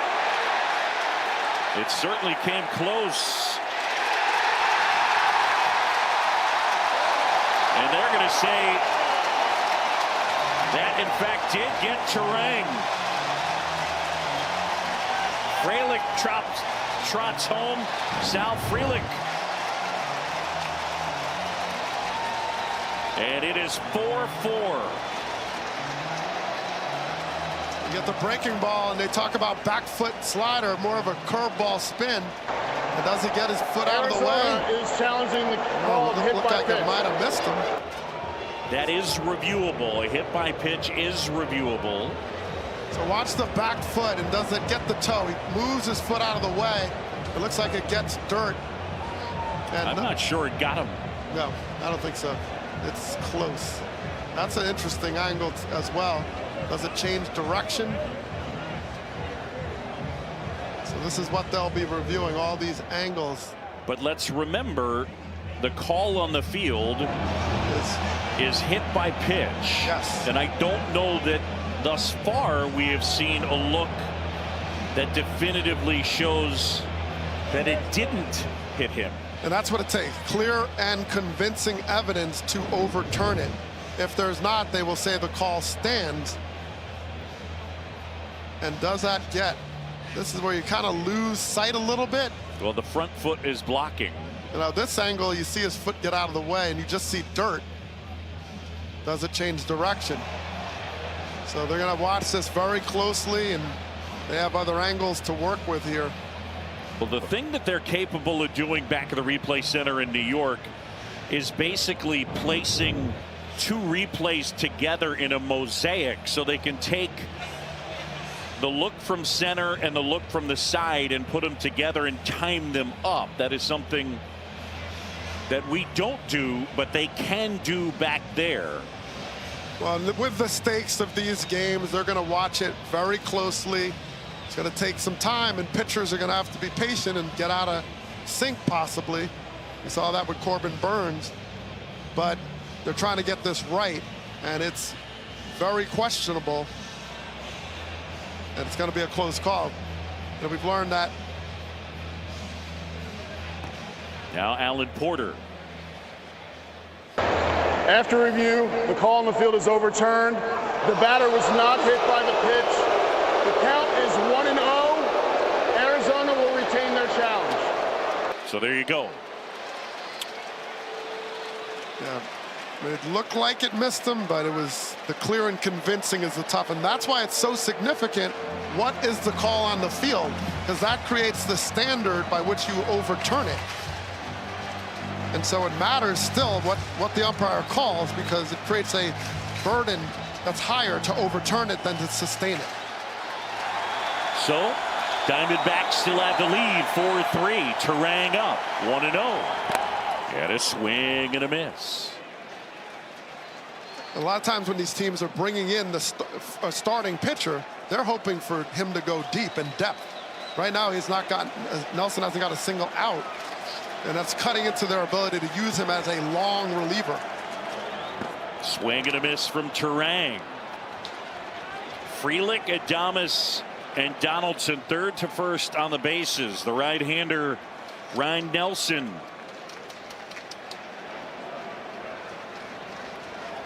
Nelson from Henderson, Nevada, a second-round pick by the Diamondbacks just in 2019 out of University of Oregon.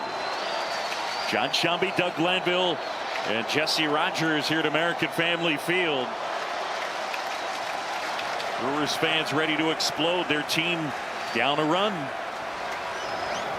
And that's fouled back. And Nelson's got very good velocity. We see the 98 miles an hour. There's not a lot of movement on that four-seamer, that fastball. It's over the top, so he has to be precise. And it seemed like he'd have more success if he gets some elevation up there, because that ball's got some hair on it. Turang swings and misses, struck him out. A huge strikeout for Ryan Nelson. This is a better location for Nelson because he gets it a little bit more on the upper side. So you see the four-seam. Look at that perfect spin, but he gets the elevation and he swings under it. So those four-seamers, the advantage, you get the velocity, but you also lose the movement. And that's the trade-off when you're trying to get something that you can blow by the hitter. Another pitching change. Ryan Thompson coming in. So Torey Lovullo going to the bullpen again. Kevin Connors in studio. Bottom four. The Phillies get to Jesus Luzardo again. Bryson Stott to center field. JT Realmuto scores. Jazz Chisholm comes up throwing, gets Nick Castellanos at the plate, but Stott would advance to second on the throw. Next batter, Christian Pache. Single, Stott home. Zach Wheeler has been stout. Bottom four, 3-0 Phils on ESPN. All right, Kev. And here, Torey Lovullo going to the bullpen one more time. It's the fifth pitcher he's used, including the starter. Ryan Thompson, a 3.82 ERA in 31 games.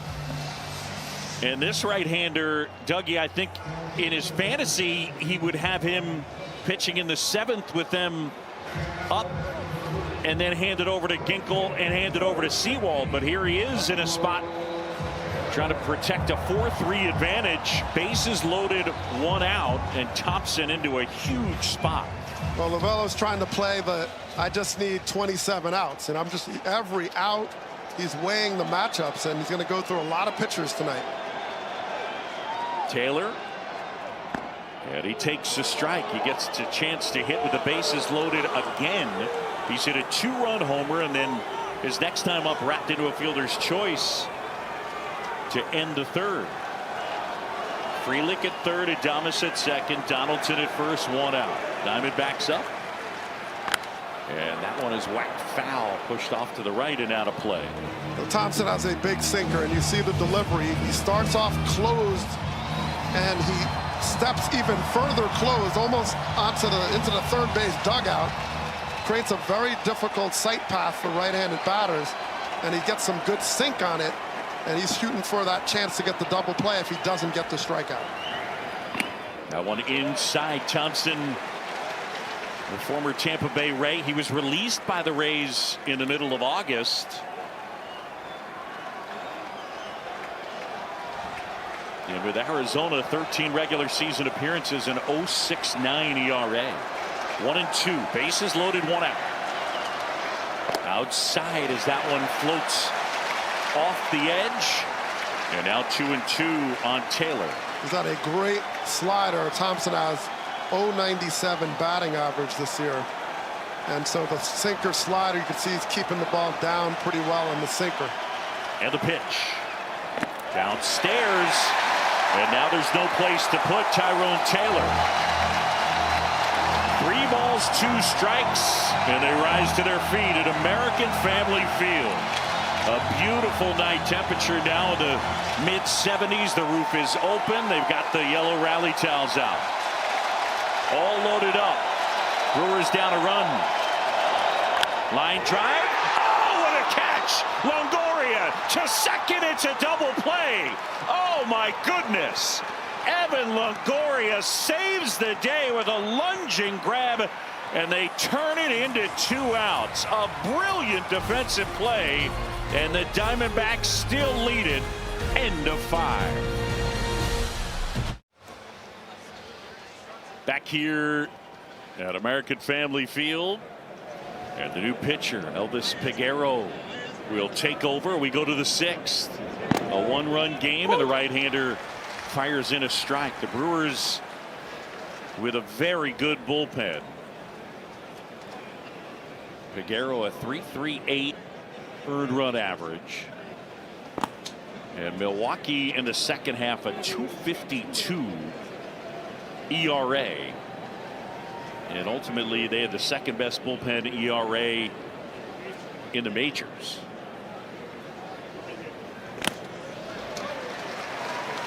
Gurriel fouling one off, and the count is 1-2.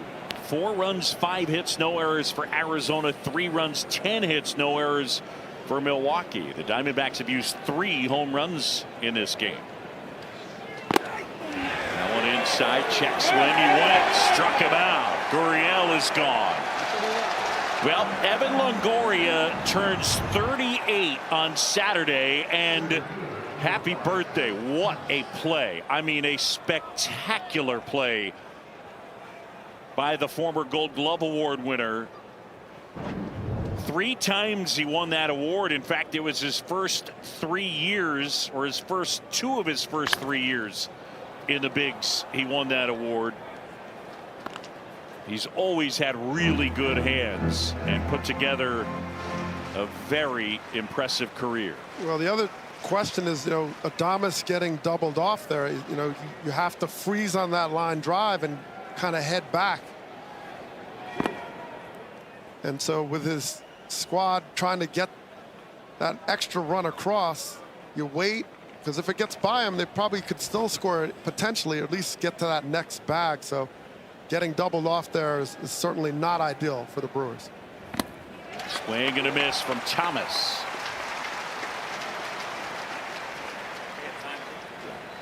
Now, Peguero has a slider and a sinker. Those are the 2 pitches. Good movement. Keeps it down. And that is his bread and butter.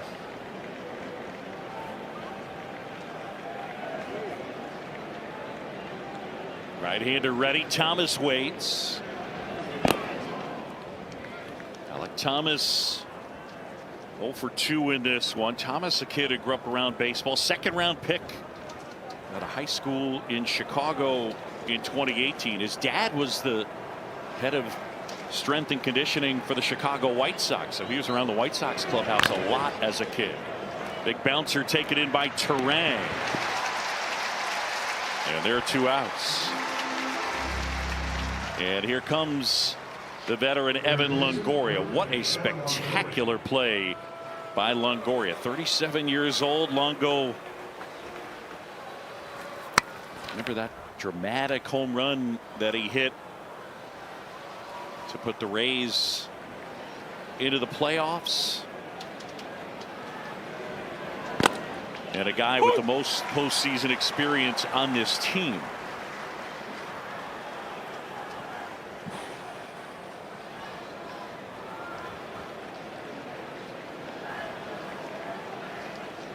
The 0-1 downstairs.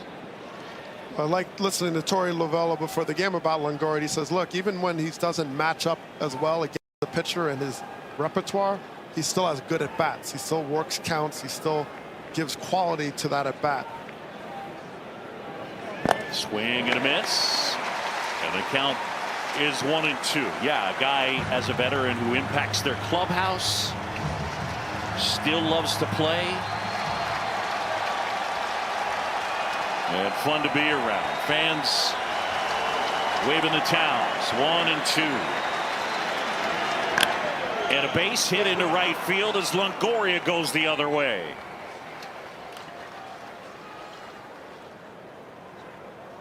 You know, just a great adjustment there. You know, he swings over a slider, and then all of a sudden he just says, okay, get my foot down, and then just go with the barrel. Just simplify it. Just stay based and stay still and not have any leg kick, and just put the foot back and just use the barrel to go through the zone. That was a huge adjustment.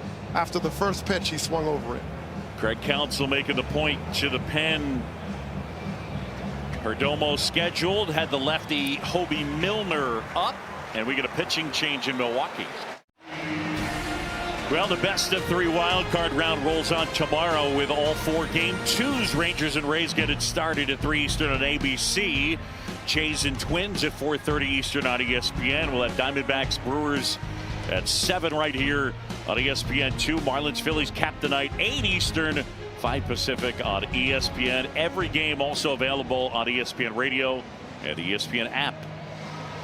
And the lefty Hobie Milner is on. Really good season for this southpaw. 1.82 ERA at 64 1/3.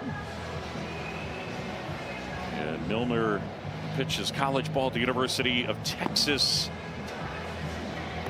Last year frequently used for Craig Counsell, a 3.76 ERA, but a sub-2. And a guy that Craig Counsell's been able to count on now for a couple of seasons. He's pitched at the big league level for the Phillies, the Rays, the Angels, and now the Brewers. Craig Counsell having to make moves. Both these managers busy pointing to the bullpen. A lot of pointing. Here's Geraldo Perdomo. 4-3 Arizona as Milner delivers a strike. Diamondbacks were down early 3-0, and they got 3 homers to take the lead.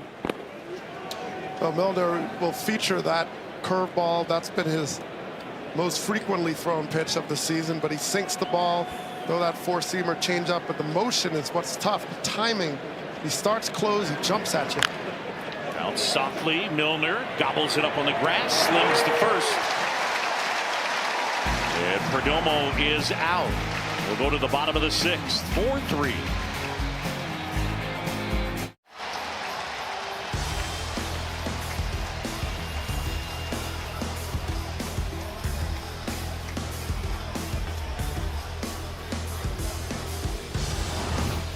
Back here, we take a look at our game track, and it's brought to you by Volvo. We're in the bottom of the 6th in Milwaukee. The Diamondbacks 4, the Brewers 3.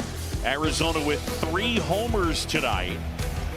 And for the Brewers, the bottom of the order doing the damage. Christian Yelich.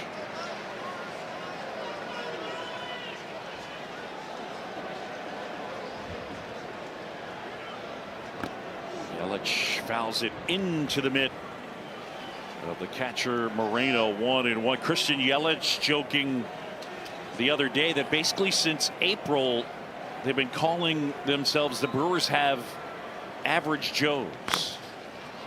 A foul ball off his foot. If you've seen the movie Dodgeball. I have. With Ben Stiller. Yeah, so Vince Vaughn, obviously one of the stars of that movie, but you know, the Brewers, they're just the average Joes is what they came up with. And whereas the Diamondbacks may not be Globo Gym, there are some Globo Gyms out there waiting in the Dodgers and the Braves if they're able to get through. If you're wondering whose patches hurling the wrenches at people, that would be America's bench coach, Pat Murphy. As Yelich bounces it foul. Yeah, it's a group that's fun. They got a good sense of humor. Well, Craig Counsell talked about how, you know, it's a fun group. He just enjoyed this team and how they have come together, and they've done it by adding pieces. They've had to make moves, a lot of moves, but they've gelled around it. Yelich spoiling that one foul.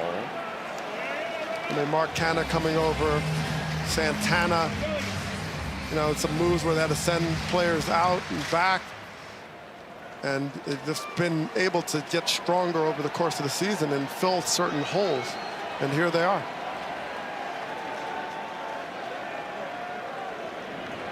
Outside, and now it's filled up on Yelich. Top of the order, Yelich, Contreras, and Santana against Ryan Thompson. Yelich waits, and that one misses. Moreno thought it was strike 3, and instead it's ball 4. The K-zone had it in the zone, but right on that border. But you look at the location, you see that K light up. So that means it is a strike. And you have a guy like Thompson whose movement goes very much into and away from lefties, into righties. That ball on the outside is crossing that plate. Contreras takes a strike. And William frustrated with the plate umpire Mark Ripperger.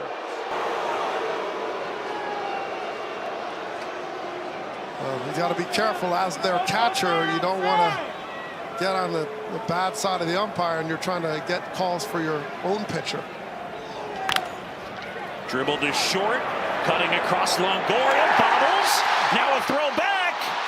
Oh, and he got the left hand in. Marte saying, no, I got him. Yelich went past the base and then tried a little swim move. And the call at second was safe. Wow, what a play. I mean, look, Longoria knew he messed it up, but then a quick recovery and good job by Marte in holding the bag. He held the bag and called for it. And the ball certainly beat Yelich. Call at second base. The ball certainly beat Yelich to the bag, but did he get the tag on him? It looked like Yelich might have reached around. Did he get his chest before he did that? Very quick athletic move by Yelich to reach around, and just have to find out when the tag was applied and when that left hand got in there. So it'll be a base hit.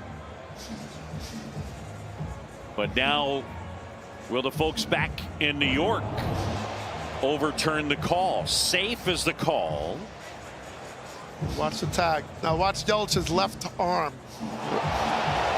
Now did he get his right arm before the left arm? That is going to be the question. That's it. I think the other angle might be the better one. That one, you can't tell when the tag is applied, but these are great shots just to kind of work with. And they're watching the big screen now. Everybody's looking up. After review, the call on the field is overturned. The runner is out. Arizona will retain their challenge. Yelich out.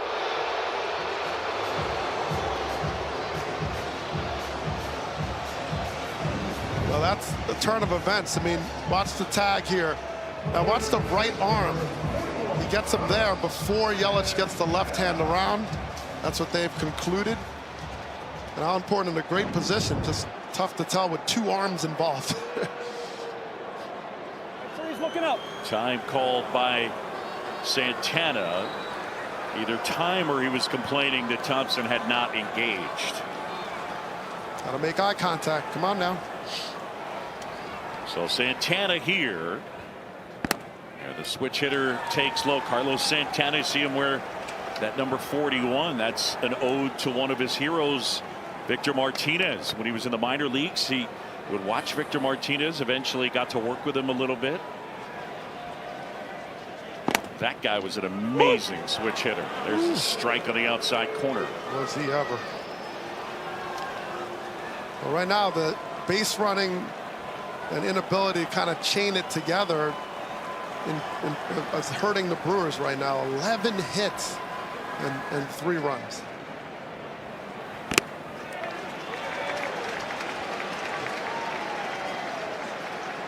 And 4 walks to go with that. 1, 2, 3. I'm just counting my board. 1, 2, 3, 4. 4 walks, 11 hits. A lot of traffic, as Craig Counsell said. They're just not punching it through. And some of it is base running mistakes. We saw Adames get doubled off. We saw Yelich overrun the bag. Santana fouls it off. Got the count 2-2. Santana an RBI single his first time. He's flied to left and flied to center.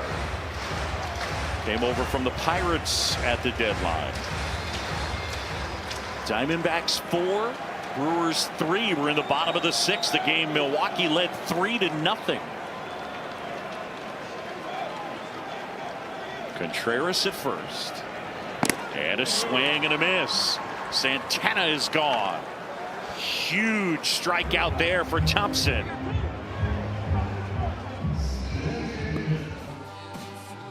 We made our own tequila, so we'd always have a reason to get together, so you'd always have a reason to get together.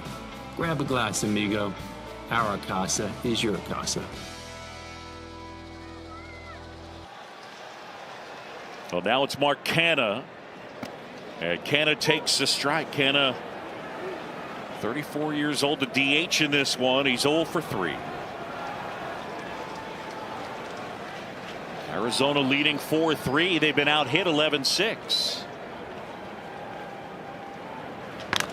Chopped on the ground. 2 big bounces. Perdomo, Marte inning over. No runs a hit. 1 man left. We played 6 in Milwaukee and the Diamondbacks lead.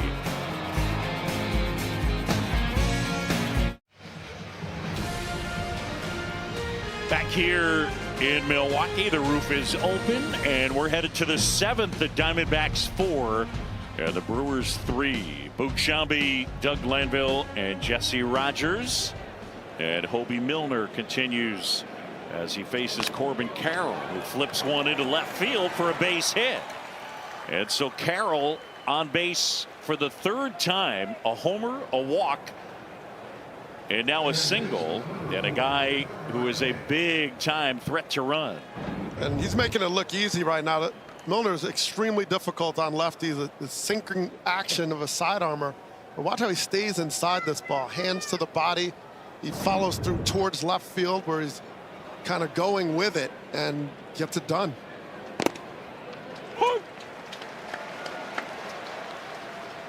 So we'll keep our eye on Corbin Carroll. 54 stolen bases during the regular year and successful 91.5% of the time. Obviously a challenge with the lefty on the mound. And he's got the oven mitt on that left hand.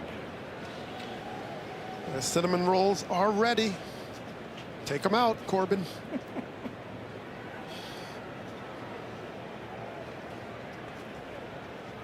Marte swings and hits one in the air center field. Frelick makes the catch and gets it back in, and Marte retired. Craig Counsell out of the dugout.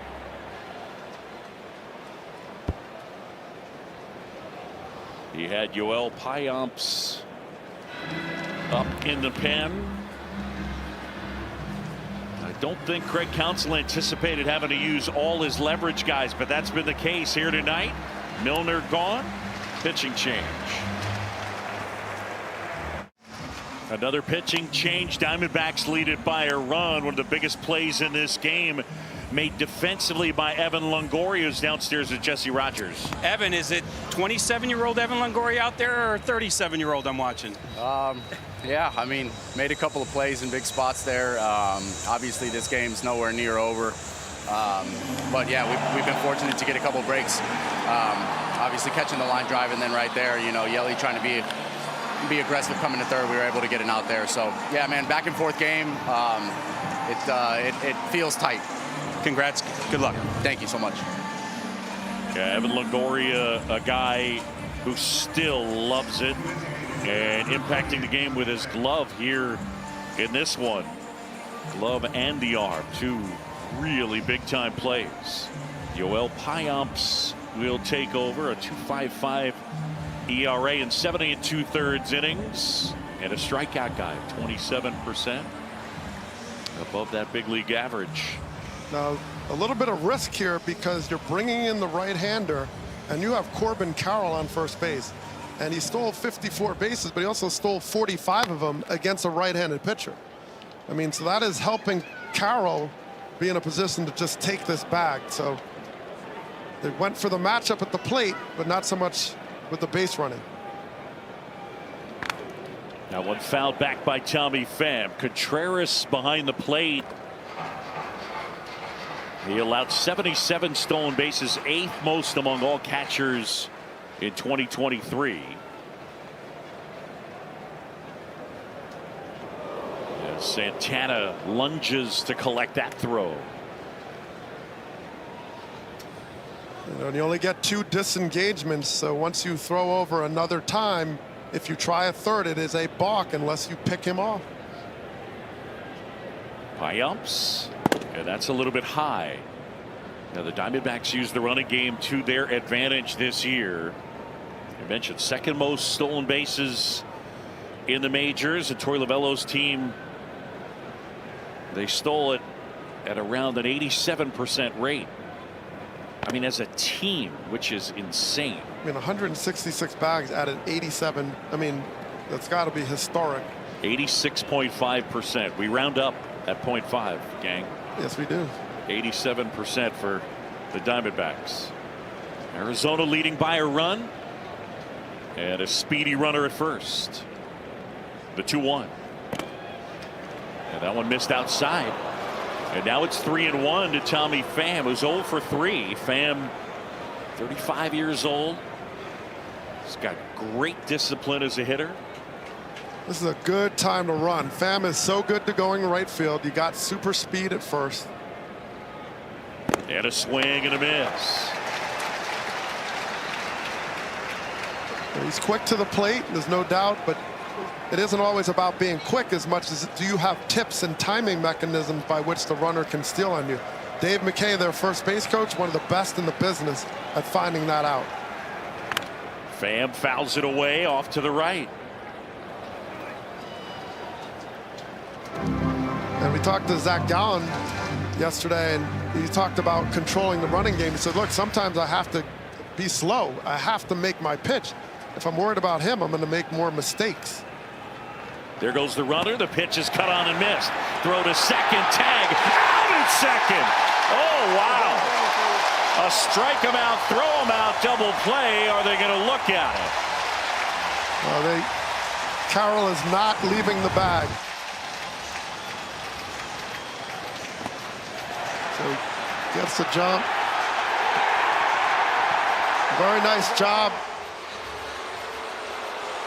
by Terang. He catches the short hop and then follows through and holds the ground to get Carroll at the chest level. Arizona is challenging the out call at second base.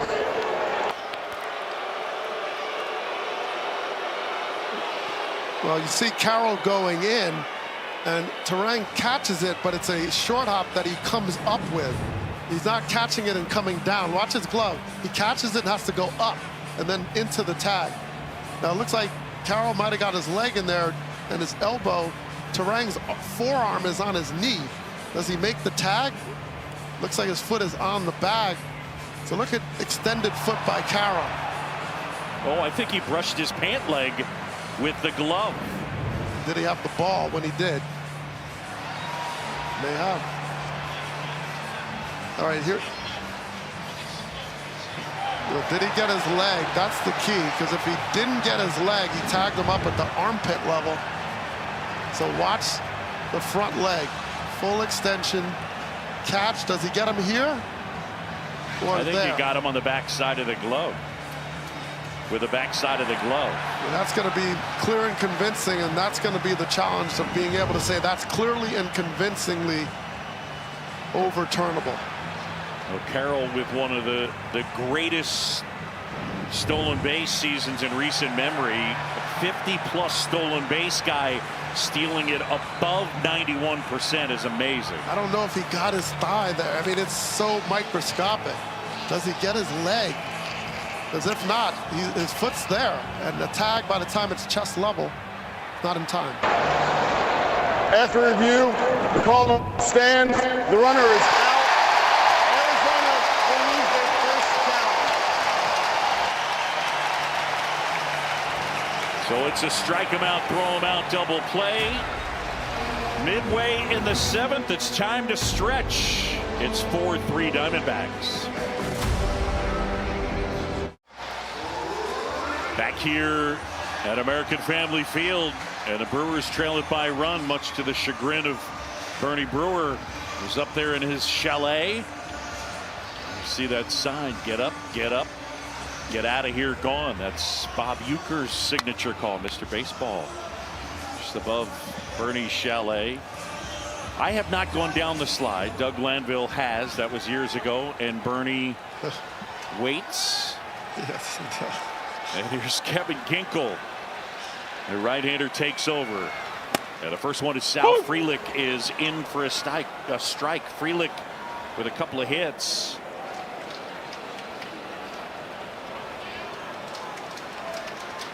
And the kid from Massachusetts starting in center field.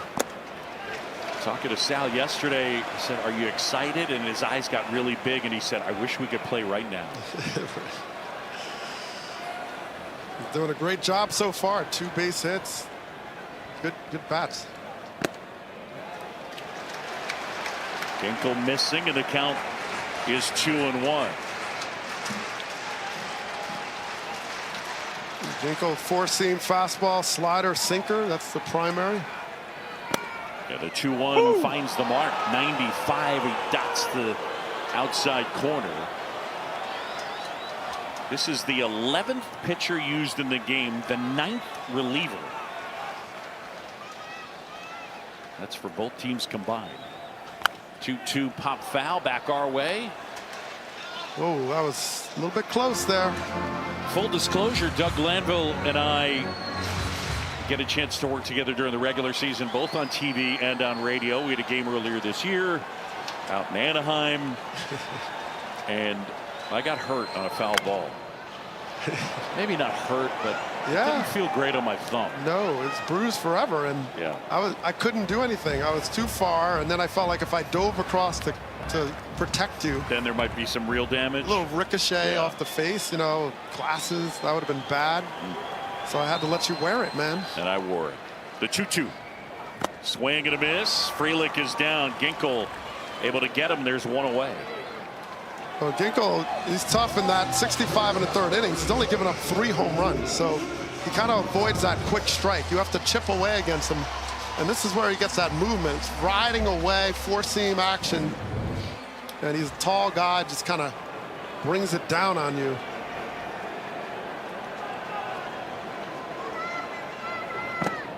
Ball 1 to Willy Adames. Adames with a couple of hits. He's 2 for 3.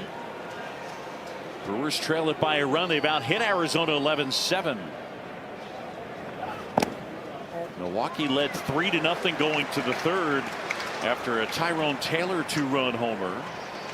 Then Corbin Carroll in the top of the 3rd at a 2-run homer. Marte followed immediately with a solo blast that tied it at 3. And then in the 4th, Gabby Moreno with a solo homer. He crushed one over the bullpen in left center. That made it 4-3, and that's where we are. Adames back in, awaiting a 2-1. Here it is. Oh, diving play, Longoria from a knee. Safe at first. Evan Longoria putting on a show defensively. Wow. I mean, this ball is hit so hard. And even when he dropped the ball, quick transfer. I mean, just the presence of mind. He gets down, loses the ball for a second, gets it, and just gets an accurate throw. And this is close. This is a close play. Looks like he just beat it. They will not look at it. I mean, that play, full outstretch and then from a knee and almost got Adames. Here's a ground ball to third. Longoria, Marte, Walker, 5-4-3. And that ends the inning. On to the 8th, it's 4-3. Well, we'll have all 3, if necessary, game 3s on Thursday. The schedule, if there are 4 games: Rangers and the Rays, Blue Jays, Twins, D-backs, Brewers, Marlins, Phillies, ABC, ESPN, ESPN2, and ESPN. But we'll have to wait and see. Payamps back to work. Walker up the middle. Terang on a dive, can't get it. And Walker with his second hit. And the leadoff man is aboard here in the 8th. The Diamondbacks would love some insurance right here. And now Moreno to the plate. Terang, a brilliant defender at second, has great range. Almost came up with that. These are 2 of the top defensive teams by outs above average. The top 2 defensive teams. Brewers 1, Diamondbacks 2. And this one tonight, Evan Longoria has put on a show at third base.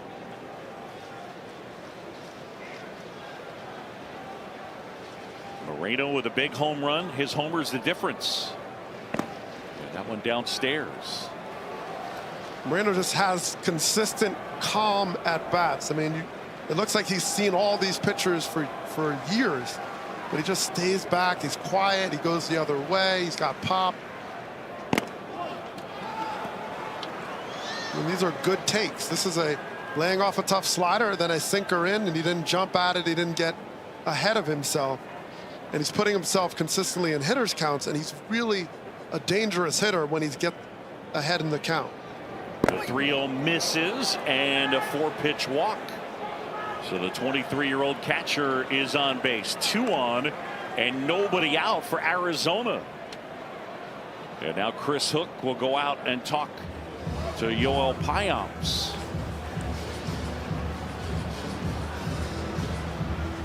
It's one of those when you're kind of a sinker slider pitcher and you're missing in with the sinker and away with the slider, that's where you're way out of your range. Just trying to get him more centered, because his movement alone plays so well that even if he's getting more of the strike zone than he'd like, it's hard to hit him in the air. It's hard to get him squared up.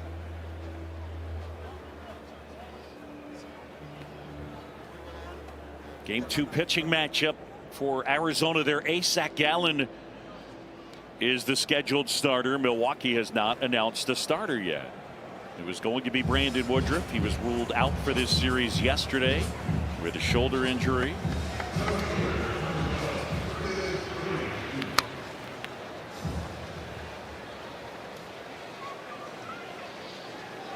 Trevor McGill is up in the pen for the Brewers.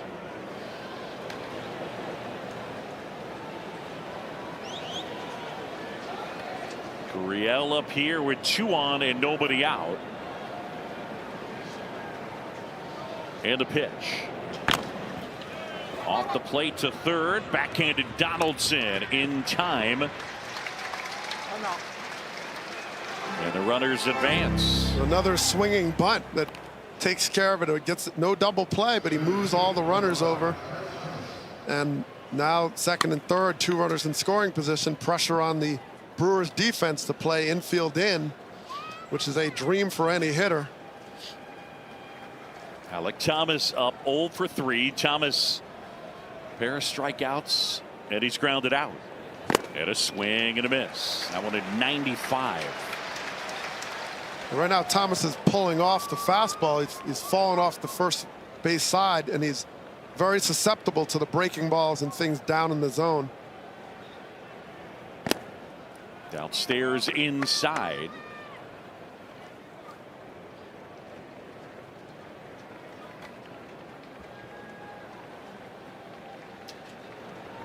Donaldson, Adames, Terang, Santana on the edge of the grass.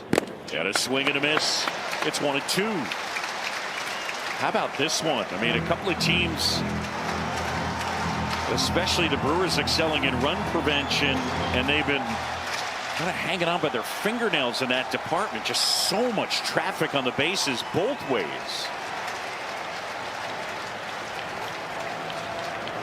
Swing and a miss. Struck him out. Thomas is gone, and now it'll be left up to Evan Longoria to cash in this chance. You talk about expansion. He expands the zone north, up in the zone, gets him to chase. He had the changeup down. He threw the slider. He threw everything at him, but kept him elevated. And then finally he expanded out of the zone for the chase. And the pitch. Longoria taps it back to the mound. Payamps underhands to first. And they get out of it. We'll go to the bottom of the 8th. Arizona still leads it 4-3.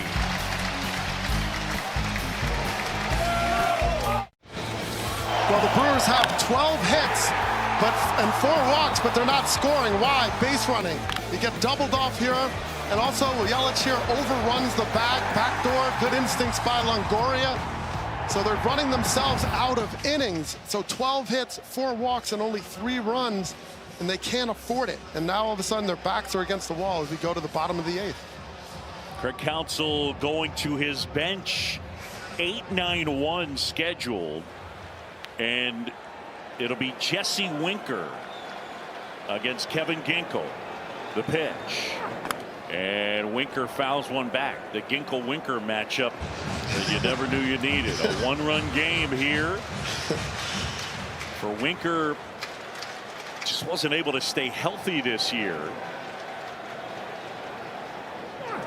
And a swing and a miss. Well, he had an amazing year a couple years ago with the Reds. He was all-star. He was an all-star starter in Denver. He's stretching right now. Yeah, I mean, he hasn't played in a game since July 24. And he made the roster. It was basically, Craig Counsell said, they chose Winker's at-bats over Tellez at-bats. It looks like they took a swing into like his back or something, and then all of a sudden he's stretching, called timeout, and started stretching to see how his back was doing, but took a big swing late there, and then on the follow through, just kind of went into a stretching position that you would do at the gym. Just I mean, like you said, hasn't had a lot of playing time, and now you got to gear it up here. So Winker back in an 0-2 hole. The pitch. And he struck him out. Ginkel blew him away. And Winker down on strikes. Well, this is just heat. I mean, I'm just coming at you. 4-seamer elevation, and Winker, you got to do that. You got to get it up in the zone. And he gets a little piece of it, but not enough. So Winker retired. Yeah, the pitch in for a strike to Tyrone Taylor. Taylor, a 2-run homer in the second. Grounded into a fielder's choice in the third, and then he lined to third on that spectacular play by Longoria that he turned into a double play. Well, Longoria's just been a defensive star. I mean, even when he made a bobble, he recovered quickly because he paid attention and watched for Yelich overrunning the bag. So just fantastic today. Swing and a miss. And 1-2 on Taylor.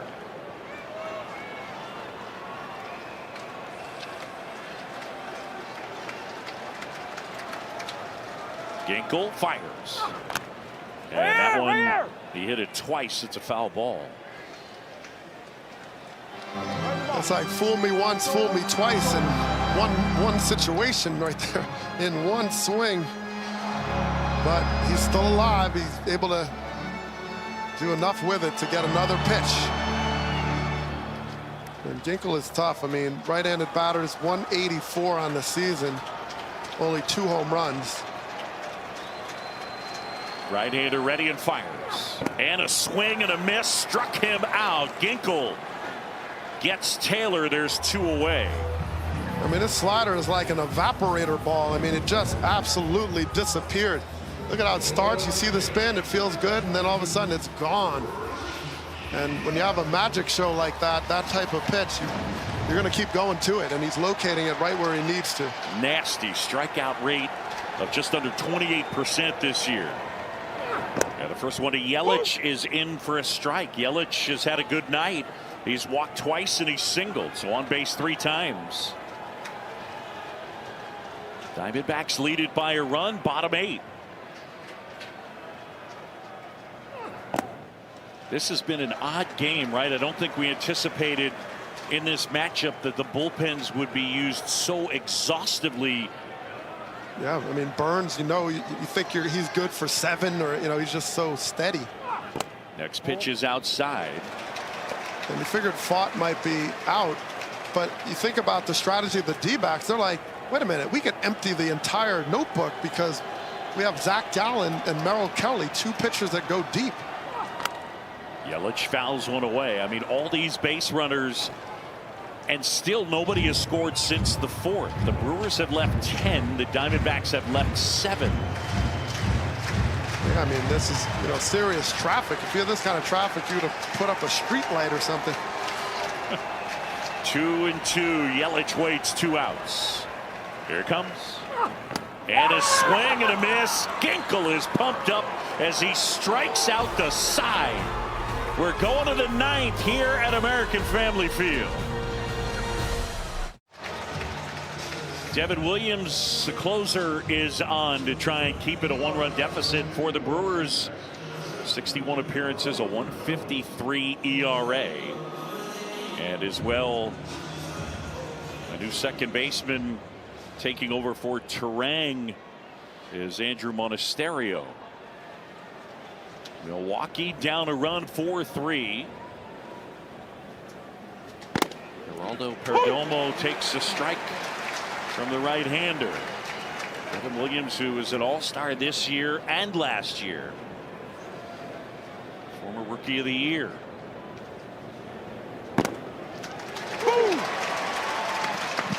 Williams has this great changeup. It has almost a screwball-like action. It dives down and away, complements it with an elevated fastball.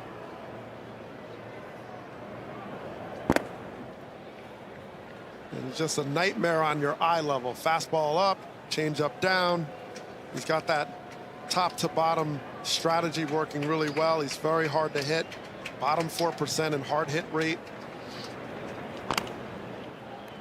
Fouled off by Perdomo, 1-2. He's going to walk a few batters, but hard contact is hard to come by against him, and you're going to get a lot of swing and miss. That one inside. But one of the things that very quickly has become a storyline for the Milwaukee Brewers, their Game 2 starter. It was going to be Brandon Woodruff, announced yesterday he is out for this series. The 2-2 outside. And now it's 3-2. And it kind of plays on a theme for the Milwaukee Brewers. Notable injuries in the postseason. Remember, Milwaukee went to the World Series in '82 and they didn't have Raleigh Fingers. And then you go back to that 2008 team. No Ben Sheets, Yelich with the injured knee in 2019, and then this guy with the broken hand, Devin Williams. That's right. In 2021. Ooh. It's kind of been a storyline for Milwaukee in the playoffs, and that continues.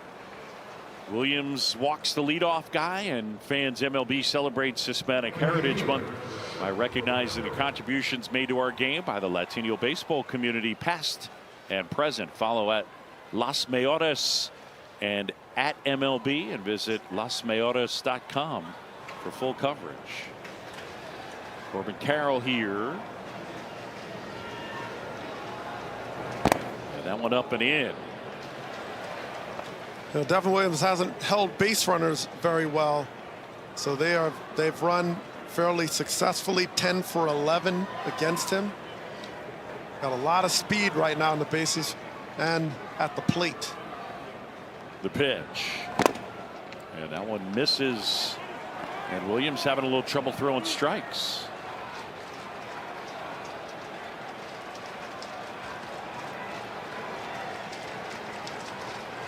Perdomo edging away at first.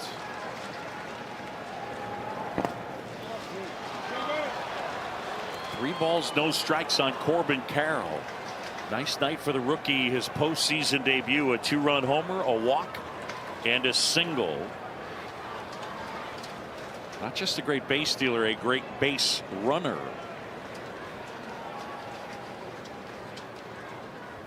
And a 3-0.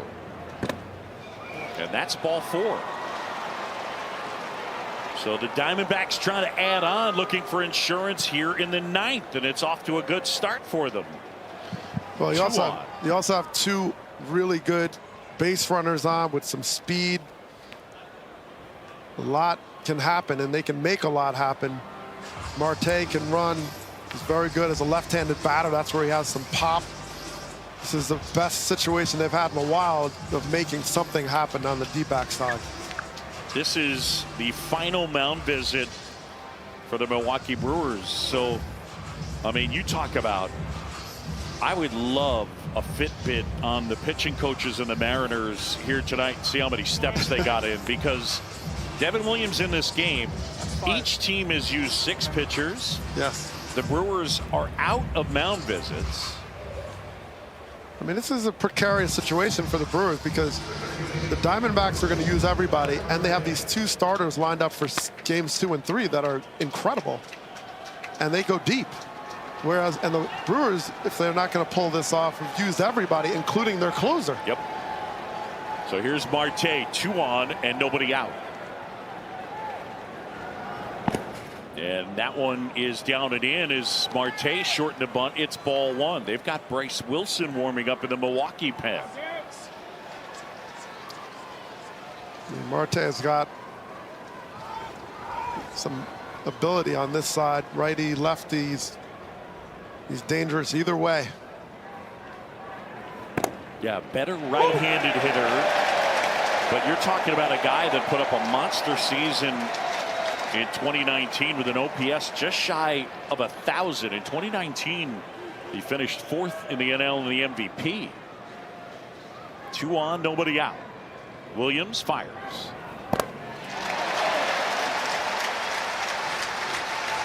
Diamondbacks have been out-hit 12-8, but they lead it 4-3. The difference, a 4th inning solo homer by Gabby Moreno.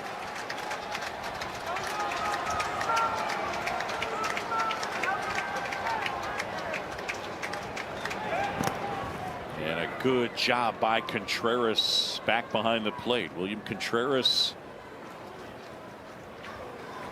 in terms of wins above replacement, he was #1 among all catchers on Fangraphs. So yeah, ahead of JT Realmuto.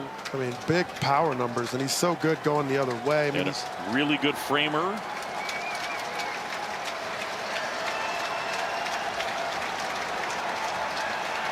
The 2-2. A little bit low. Well, the tough part about Marte is that if he's hitting left-handed, this is where he has his power. 20 out of 25 home runs. but he has a much higher batting average against lefties, so you don't know if you want to turn him around. And so he has the assets on either side of the plate. Williams, the 3-2. Swing and a miss. He struck him out. He went with the heater up and in, and Marte can't believe it. I mean, these are so well located, not that he has been sharp, but they end up right on the black. I mean, look at this. Starts at your hip, starts right at Marte, and watch that run. It just turns the corner, and Marte just swings under it. But 96 right under your shoulder blade in the zone. Perdomo at second. Carroll the runner at first. Arizona leading by a run. Dangerous hitter at the plate, Tommy Pham. And the pitch. There go the runners. Throw down to third. Tag. Out at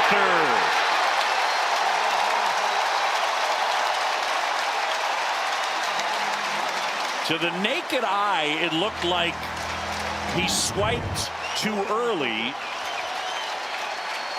Nope. They got him. And they won't look at it. Well, when he talked to Craig Counsell for the game, he said, yes, anybody who's an aggressive team, we understand that, but there's also outs to be made on the bases. That's the trade-off.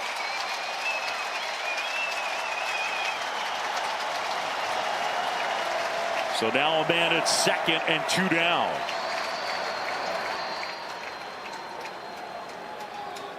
You know, Contreras, you know, you look at the numbers on the season, didn't throw necessarily that well statistically. You know, a lot of times you steal off the pitcher, but he's had some big caught stealings today.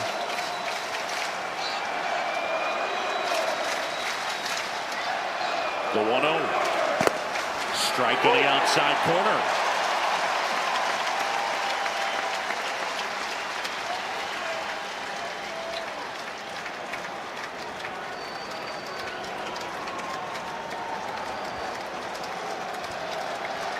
Pham 0 for 4, awaiting a 1-1.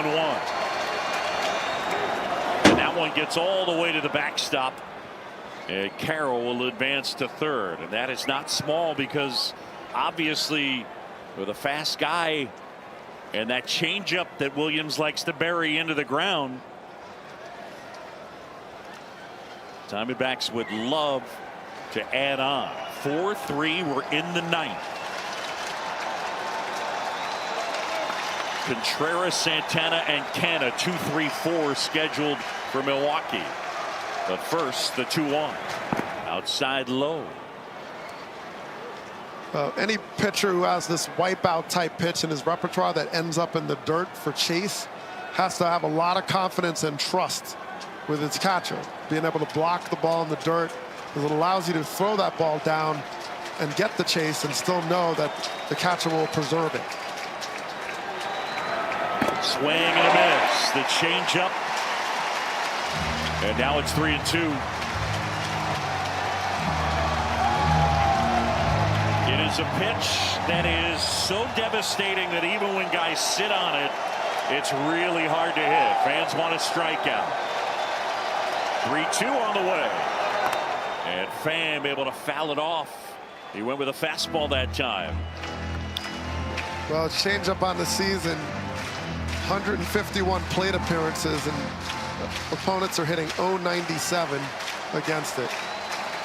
And four-seam fastball is 177, not much better. 3-2 to Pham.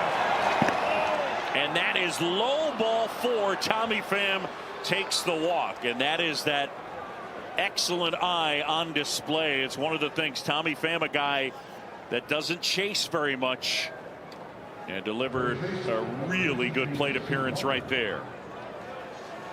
Just a calm presence. He's just been this way since he's gotten to the big leagues. He's done some great things. You know, 30 doubles. He's stolen bases. He's hit for power, defense, and been on a lot of teams in the postseason run. Here's Walker now. 2 on, 2 out. Swing and a miss. Walker has singled and stolen a base, struck out, walked, and singled. So he's 2 out of 3. Diamondbacks by a run. We're in the 9th. John Shambi, Doug Glanville, Jesse Rogers.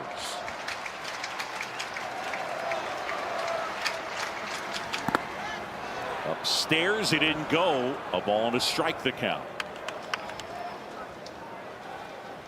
Pham has quite a few stolen bases this season, and you may wait to 2 strikes just to possibly free up Walker and look for that changeup. The 1-1. Swing and a miss.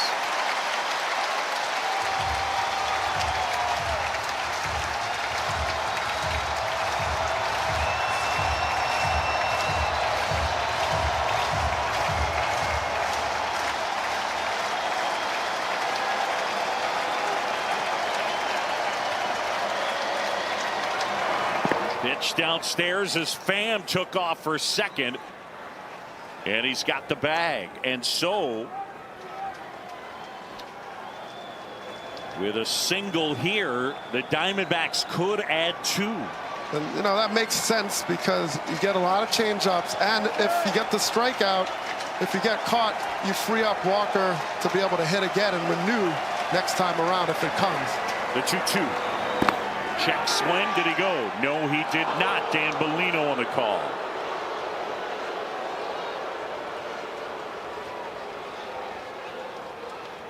Gabriel Moreno in the on-deck circle. 3 balls, 2 strikes on Walker.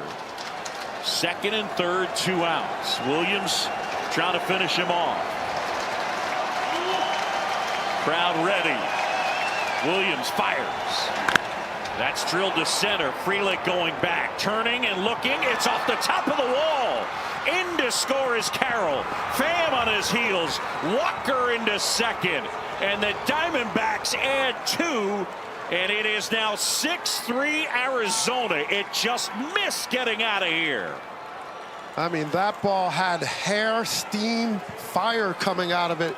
Just a low line drive, 112.4 miles an hour. And it was right down the middle. He had to come in. Short and compact stroke by Walker. And I'm not sure why he's going back to third, but we'll come back to that. But ball goes off the top of the wall. I mean, Walker just absolutely crushed this ball. So 2 runs score. We got another pitching change. The Diamondbacks 6, the Brewers 3.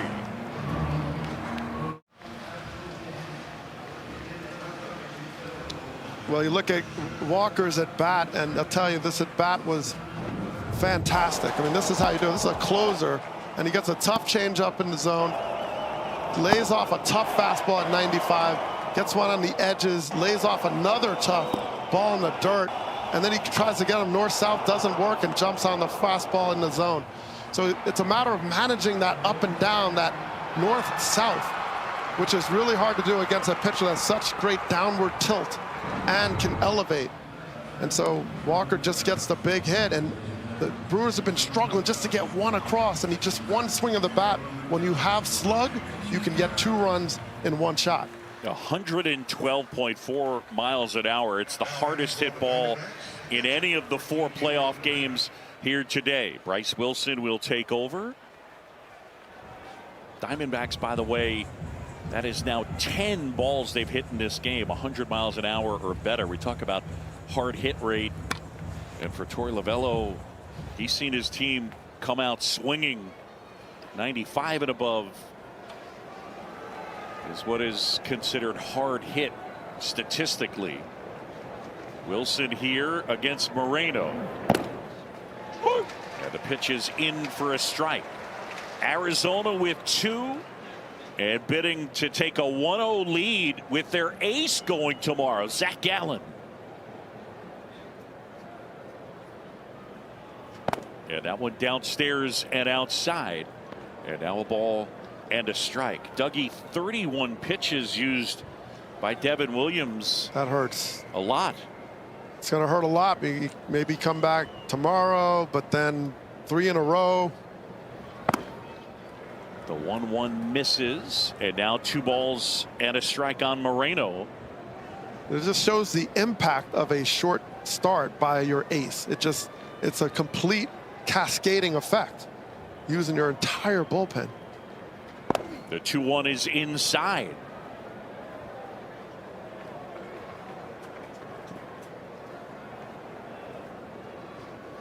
But, you know, this time of year, people pitch three games in a row. I mean, there's no tomorrow. So you just gotta go get after it. That's in there for a strike.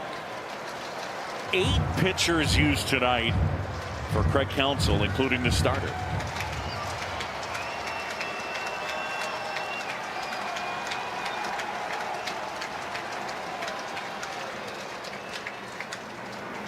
On the ground, Santana on the backhand. And gets it to Wilson, and the inning is over. But Walker with the big hit. Diamondbacks add 2. We go to the bottom of the 9th, 6-3 Arizona. Well, welcome back to American Family Field. Talk the bullpen of the D-backs. I mean, they've closed it out from one pitcher to the next. Nelson, Thompson, and Ginkel in the 8th. Big pitch to get the chase by Christian Yelich. This bullpen has held them to nothing from the run scoring standpoint since the 2nd inning, even though it's been all kinds of traffic. So now they have another arm to see if they can pull it off. Paul Sewald will take over.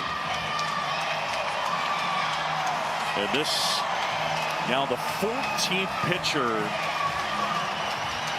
to pitch in this game, including starters. I said Craig Counsell has used 8. He's used 7 pitchers in this game. Diamondbacks got this guy from Seattle right at the trade deadline. They plugged him in to the closer spot. 20 appearances, 3.57 the ERA, 13 saves. And here is Contreras. Diamondbacks up by 3. And a swing and a miss. I mean, Sewald offers very straightforward repertoire. He's going to throw a 4-seamer and he's going to throw a sweeper for like lateral movement. Contreras fouls it away. He is not your standard closer that we see in the game today in terms of a 4-seamer velocity. His average fastball is 92.2. It's not the 95, 96 we see so frequently out of bullpens. The 0-2. Swing and a miss, but there's the pitch. That sweeper. And he gets a swing and a miss and a strikeout, and there's one away. Well, it's like ultimate frisbee, trying to hit a frisbee coming out. I mean, this ball just slides away. Look where it starts. It's like, oh, is it inside? Where does it end up? Almost off the plate. So you're bailing out as a hitter, your hips fly open, and you just have nothing left. And if he does hit it, all he can do is flick it over the first baseman's head. Pitch to Santana. He swings and lifts it in the air to center. Going out Perdomo, called off. Thomas makes the catch. And the Brewers are down to their final out. They talk about effectiveness, even with the lower velocity at 93. In 01, he struck out 104 in 64 2/3, 22, 72 in 64 innings. I should say 21 before, and 80 strikeouts in 60 2/3. So he gets the punch out. He has the swing and miss, and that sweeper is a big reason why. Well, now it's up to Mark Canha to keep the Brewers alive, and he swings and misses. Canha 0 for 4 with a pair of strikeouts. Diamondbacks lead at 6-3. They're an out away from taking game 1. And they have their ace, Zach Gallen, on the mound tomorrow night. When you watch Sewald throw, it's like he drops down, his elbow goes down, and then it's like almost like he's pushing the ball. But it gives that perception of like it's rising. And that's what makes it so hard to hit. Pitch inside, and that actually hit Mark Canha. Oh, nothing shocking there. Canha, 17 hit by pitches on the season. Led the league many times.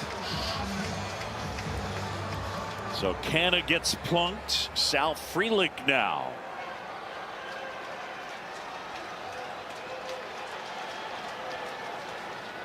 Sewald delivers. And a pitch in for a strike. Frelick, a strikeout and a pair of hits and then another strikeout. So he's 2 for 4. Diamondbacks 6, Brewers 3. 2 outs, bottom 9. That one lifted foul off to the left. And that'll find the seats. 0-2 on Frelick. So the Diamondbacks 1 strike away from taking game 1 here at American Family Field.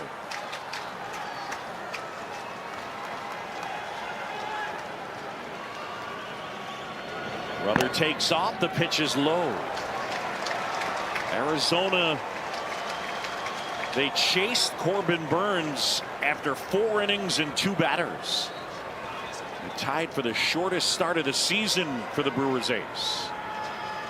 The 1-2. In the air, out towards left center and shallow. Gurriel has it, and that's the ball game. And the Diamondbacks have taken game 1 here in Milwaukee. 6-3 the final. What a job by the Arizona bullpen. Well, even when you have a team like the Diamondbacks that have lived most of the season by aggressive base running, station to station at times, when you say going first to third, and all of a sudden the home run became the approach. You can't always control it, but they found their power stroke. Carroll, Marte, and Moreno, young players stepping up on the biggest stage and being able to deliver. And Fought got in there to give them that game 1 start. It wasn't stellar, but it gave them the bullpen, and the bullpen picked them up. And they really picked them up because they didn't give up a run after that 2nd inning. So phenomenal job by the D-backs bullpen, but also they got the big hits, the power hits that really shocked the system of the Brewers, and they could not come back. They left a lot of base runners and a lot of traffic and couldn't find the big hit. And don't forget that amazing defense from Evan Longoria. Multiple spectacular plays. And the Arizona Diamondbacks taking game 1. Longoria, he'll turn 38 on Saturday. And he turned in a couple of stellar plays. 3 times he's won the Gold Glove, but it's been a while. Inserted into the lineup and made the plays with the glove. Diamondbacks win it 6-3. Downstairs, Jesse Rogers with Corbin Carroll. Corbin, I need to know what that was like. Your first playoff game, it probably exceeded your expectations. Yeah, big one for us. You know, bullpen really held it down there for, you know, a long time. Offense had some huge hits. You know, took care of the ball on defense. Made some pretty good plays on defense.